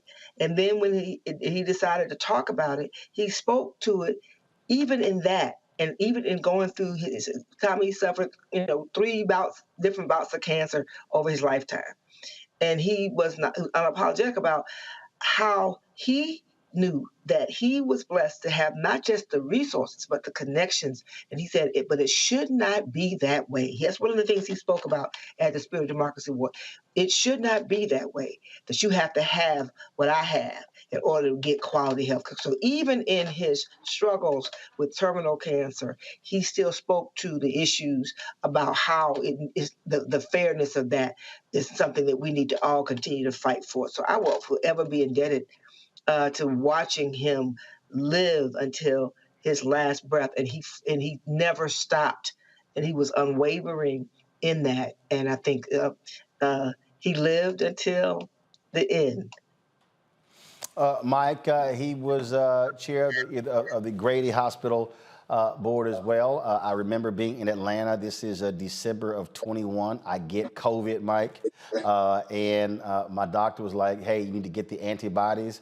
Look, I ain't stupid. One of the first people I called was Tommy, knowing full well he was the board chair. He said, "Let me call you back." And next thing I know, I got doctors hitting me up. One of the folks at the hospital had a doctor who was in Chicago who was ready to hop on a plane to fly to Atlanta to administer me those antibodies for COVID. And if it was one thing I will say, Tommy Dortch was very well connected.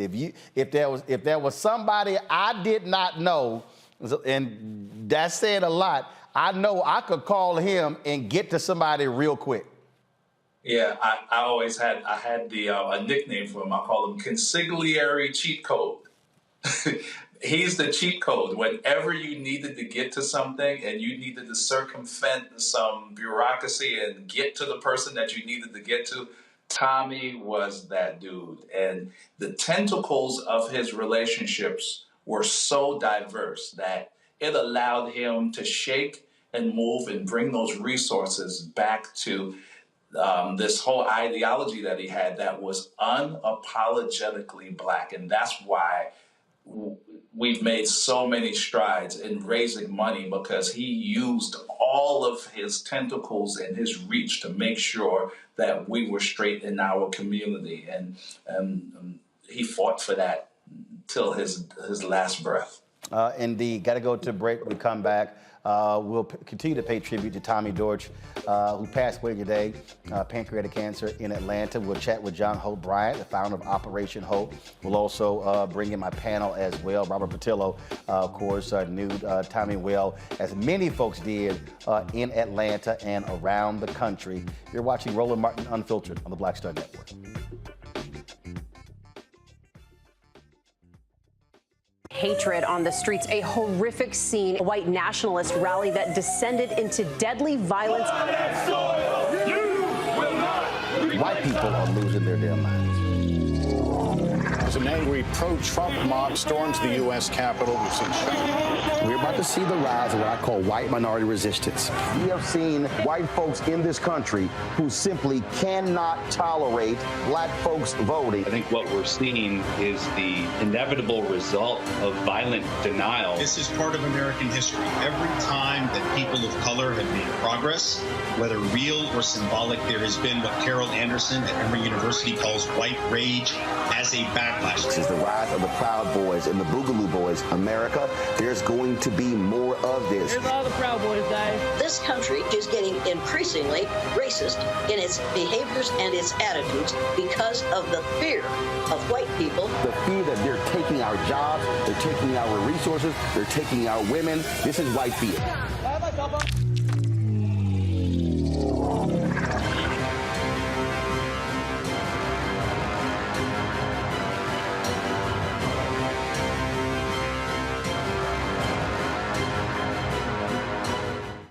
Pull up a chair, take your seat. The Black Tape with me, Dr. Greg Carr, here on the Black Star Network. Every week, we'll take a deeper dive into the world we're living in. Join the conversation only on the Black Star Network.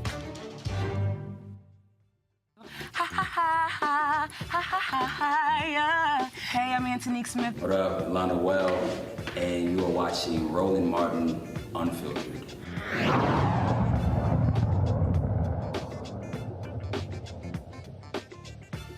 You'll notice I did wear my mask. Folks, don't get too comfortable because we're having over 100,000 new infections a day. This BA.5 is more contagious, while it may not be as impactful on the body. And many of you know that this is my 3.5 years of battling stage 4 pancreatic cancer. Usually it takes you out in 6 months. My former neighbor and good friend, John Lewis, that passed last year, one of our great civil rights leaders. But you know, God has a plan for me. I am focused. And at the end of the day, folks, and I say that to begin, when our time comes, it comes. But my late friend, Dr. Miles Monroe, said that the most valuable real estate in the world are the graveyards where people went to their graves with so much knowledge and talent and resources. And he says we should die empty. So every day I get up, I empty my life for the young people of this nation, for our community, and I am unapologetic for working to make sure that the African-American community is strong and successful, because when we do what we have to do, all of our brothers and sisters, regardless of their color and race, we make this nation better. Because, as you know, I will not call a name, but there's this president that has divided this nation so much, former president, but it's us who must come together to rebuild the strength, rebuild the partnership, and work hand in hand. And that's what we're doing with the coalition and with so many partners. And let me move on, because it's a lot of great awards, but we're not going to be here until tomorrow. We're going to get this done tonight. So, again, the 2022 midterms elections are over. The coalition and all of our partners did a phenomenal job in making sure that we turned out in record numbers. We salute tonight's Tommy Dortch, who passed away earlier today, speaking at the Spirit Democracy Awards. We live streamed that event in December, annually put on by Melanie Campbell's organization. He was also a strong voting rights advocate as well. John Hope Bryan is the founder of Operation Hope. He joins us right now. John, you were a part of a group of brothers there in Atlanta who got together once a month. Y'all invited me there to speak to the group. Took place at Dikembe Mutombo's house. First of all, prayers for him as he battles his brain tumor. Tommy was there. He was, of course, always at the center of things, political and economic, social, cultural, in Atlanta and across the country. Your reflections on your good friend. Yeah, on behalf of his family, his wife, Carol, who I'm sure is hurting right now, his son, Tommy Dortch, the third. We send our hearts. 100 Black Men of America, just brothers, the group that you came and spoke for, and thank you for doing that, Roland. You came at Tommy and my request. It's the loss is unimaginable. The shoes can't be filled. He is a cross between and sits between Ambassador Andrew Young and Herman Russell. So he was talking about civil rights, i.e. Andrew Young, and made strides there, as you know. But he was also talking about what I call civil rights, economics, ownership, cutting deals in the suites. So he's sort of like Herman Russell without the real estate. I mean, he had, at some point, thousands of employees. People don't know that. He had incredible influence. But every time I talked to him, Roland, he was using his influence for others. Never once was it about him. I'm talking about private conversations. How do you get somebody through college? John, can you hook this person up for an internship? I'd call him, he'd call me.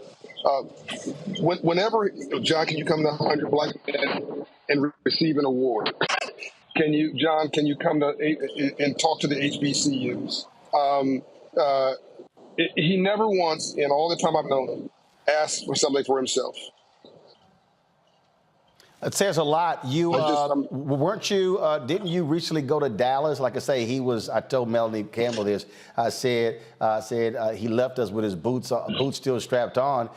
He was still going places as you know earlier this year. In fact, I'm looking at a text message. I'm on a group text chat with a number of civil rights leaders and other folks, and this was January 1st. He said, "My year started off great. I was released from the hospital yesterday. I'm relaxing and getting ready for plenty of football today." And of course, many of us wished him well, but he was still, like I say, he had to give a speech in Pennsylvania, couldn't make it, so he calls me and said, "Hey, Roland, can you give this speech for me?" He could have easily said, "Hey, y'all, look, I'm sick. I don't have any time for this," but he was still looking out for people. Yes, January 27th is my last text exchange with him. I went to go see him. Thank you. Thanks, Carol, for letting me to see him, his wife. Since then, in fact, in the last week or so, I just came back to Atlanta. I was going to go see him tomorrow.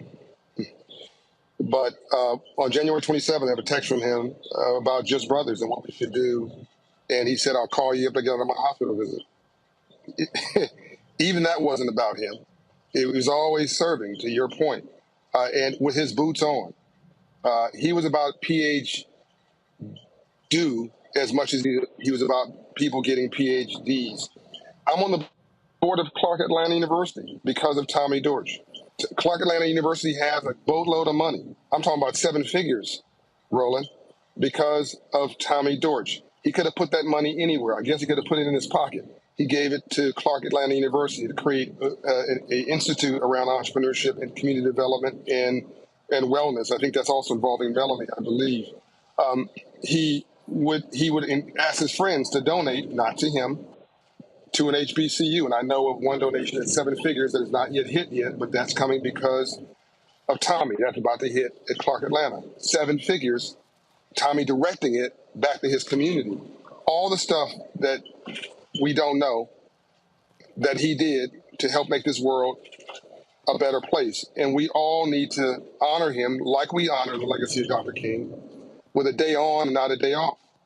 Stop whining, stop complaining about how bad your life is and how inconvenient your credit cards are, what club you can't go to, or what thing you can't get involved with or whatever. And start trying to figure out, like Tommy, what we have to give and not what we have to get.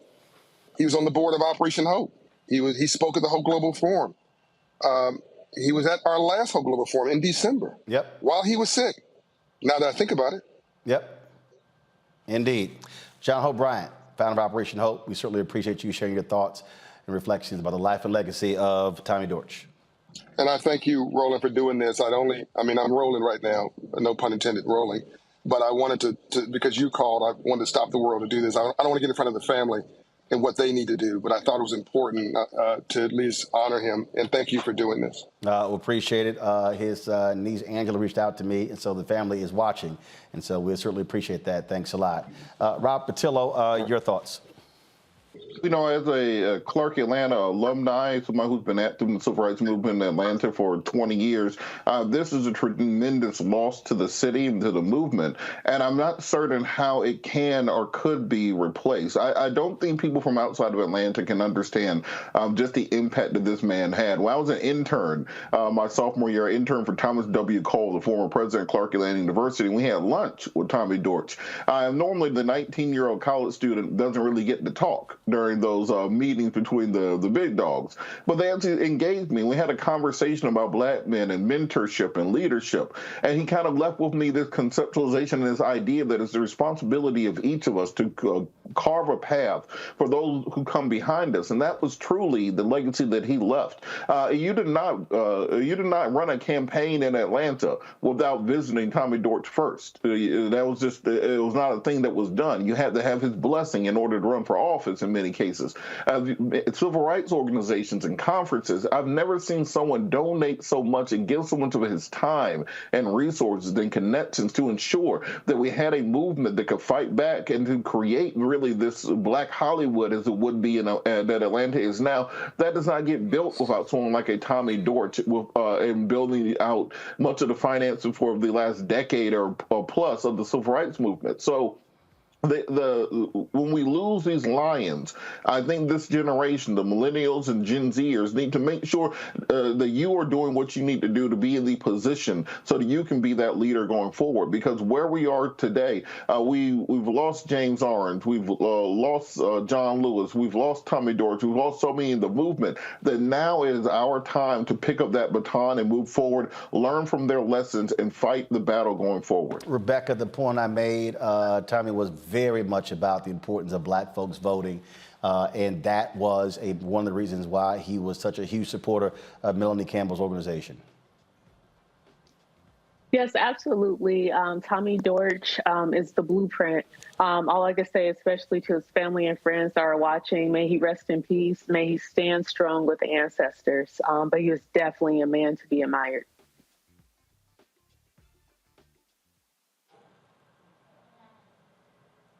Scott? Yeah. Hey, Roland, thanks. You know, Tommy, I was not close to Tommy, but I certainly knew of Tommy. I met him over 40 years ago at the first HBCU day. Oh, this had to be 1980, 81. I was a freshman at Morehouse College.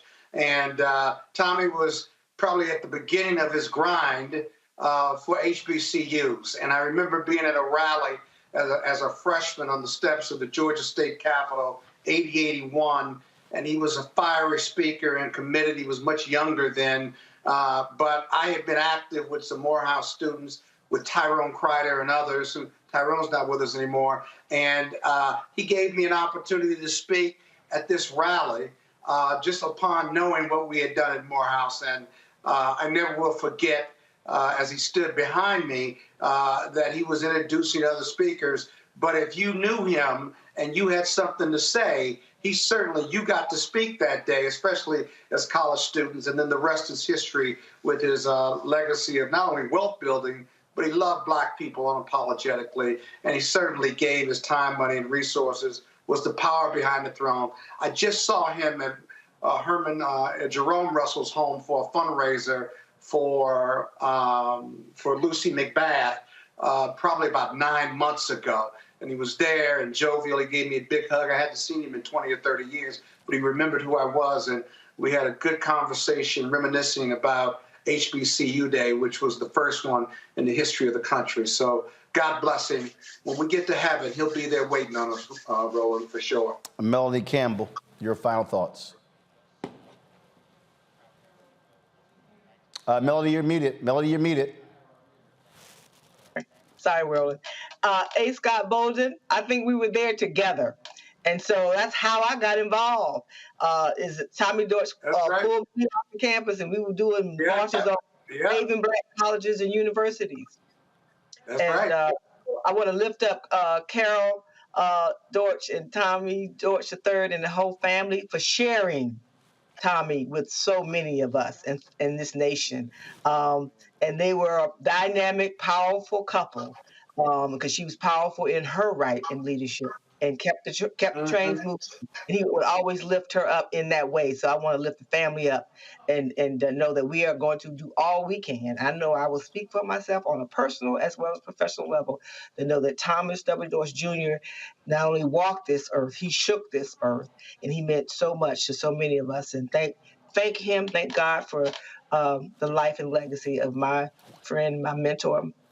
My last thing he said to me was ride or die, and he was my ride or die, and I thank God for it. Indeed, indeed. 4 years ago, I moderated a conversation, Operation Hope, with Butch Graves and Tommy Dortch. We were talking about how do we change the Black community with investment, and just hear some of that conversation. I'm going to take my money that I've earned.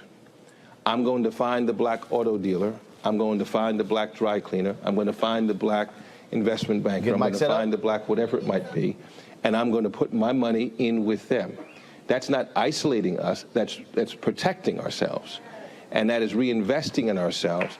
That's what has to happen. So it's not a new plan, it is taking the plan and doing something with it. And Tom, the reality is that government does serve a role, private serves a role. Look, 1973, Maynard Jackson becomes mayor of Atlanta. At that time, African Americans were receiving 0.0012% of all city contracts. Maynard Jackson comes into Atlanta, Coleman Young in Detroit, Marion Barry comes in D.C. You have this group of black mayors who made it clear that they were going to open up those doors of opportunity for black businesses. And that's how, when you look at the skyline of this city, Russell Construction, huge part of that. And so, but that's maximizing politics, but you still have to also deal with black-owned businesses also being able to get capacity. Right. First of all, you got to understand that civic engagement is important, because we could not have gotten a Maynard Jackson, a Coleman Young, and those in office if our community didn't turn out. Sadly, we only had 23% of the eligible voters in this city to turn out in the last mayor's election. But the important thing about their leadership, Maynard Jackson said to us, it doesn't matter whether your name is first, second, or third on the sign outside the door. It's a joint venture. Work together. So you got black people to understand, bringing your resources together, you can get a bigger piece of the pie. The other thing was he took on the corporate community here and said to them, we won't build a new airport until you commit to following my suggestion and lead of 25% of the procurement. We at the time were over 70% of the city's population. It's amazing that today we still have the program started under late Maynard Jackson here. We're doing 37% mandated requirement in this city. No other city in this country does that. When we expanded the airport with the last $5.3 billion expansion, $1.6 billion of that went to mostly black-owned businesses in this city. And so we've had that kind of leadership. But back to what Butch was saying, it's still important for us in our community to understand that nobody's going to give us anything, that we earned it. The government takes taxes from it. It's our money. We should not be begging for that money. But the other important part is nobody should expect that they're going to get a free meal. You got to be good at what you do. You got to be best. But we have to work together. I've been in business 24 years. My biggest challenges have come from black elected officials and black folks who, as I say always, black people, understand, and there are those of our color who are not of our kind, and there are those of our kind who are not of our color. But we have to still understand it's on us to do our job. Butch, we've seen about a $700,000 additional black. Before we go, I'll take a personal privilege. I remember it being the Spirit Democracy Awards. We live streamed it, and Tommy stood up there and made a personal plea to those who are attending to support this show, to support what we were doing, because he understood the importance of black-owned media. We often talked about that. He would always say, how can I be of assistance? How can I help? And any time he called, and he would call, and if I could do it, I was there. If I could be there in person, if I could call somebody else. And so Tommy Dortch was certainly one of those folks who loved black people, helped black people, stood with black people, fought for black people. And we're actually over time, but the reality is the reason why this show is important, because let's just be clear, an MSNBC, a CNN, a Fox News, an ABC, a CBS, an NBC, they're not going to do a story on Tommy Dortch. They're not going to sit here and devote any time to it, which is also why we must have our own institutions that tell our story, that gives the perspective of individuals who have had a tremendous impact on our lives, not just folks there in Atlanta, but trust me, there are people all across the country who know Tommy Dortch, not just folks who are in 100 Black Men of America, but all across this land, because again, he understood why it was important to be able to touch people in a unique way. We're going to end this tribute to Tommy Dortch Jr., who passed away at the age of 72. Mike Phillips said the last song he played for Tommy before he passed today was Amazing Grace. And so we have Mike Phillips to take us home as we celebrate the life and legacy of an extraordinary brother, Tommy Dortch Jr., passed away today at the age of 72.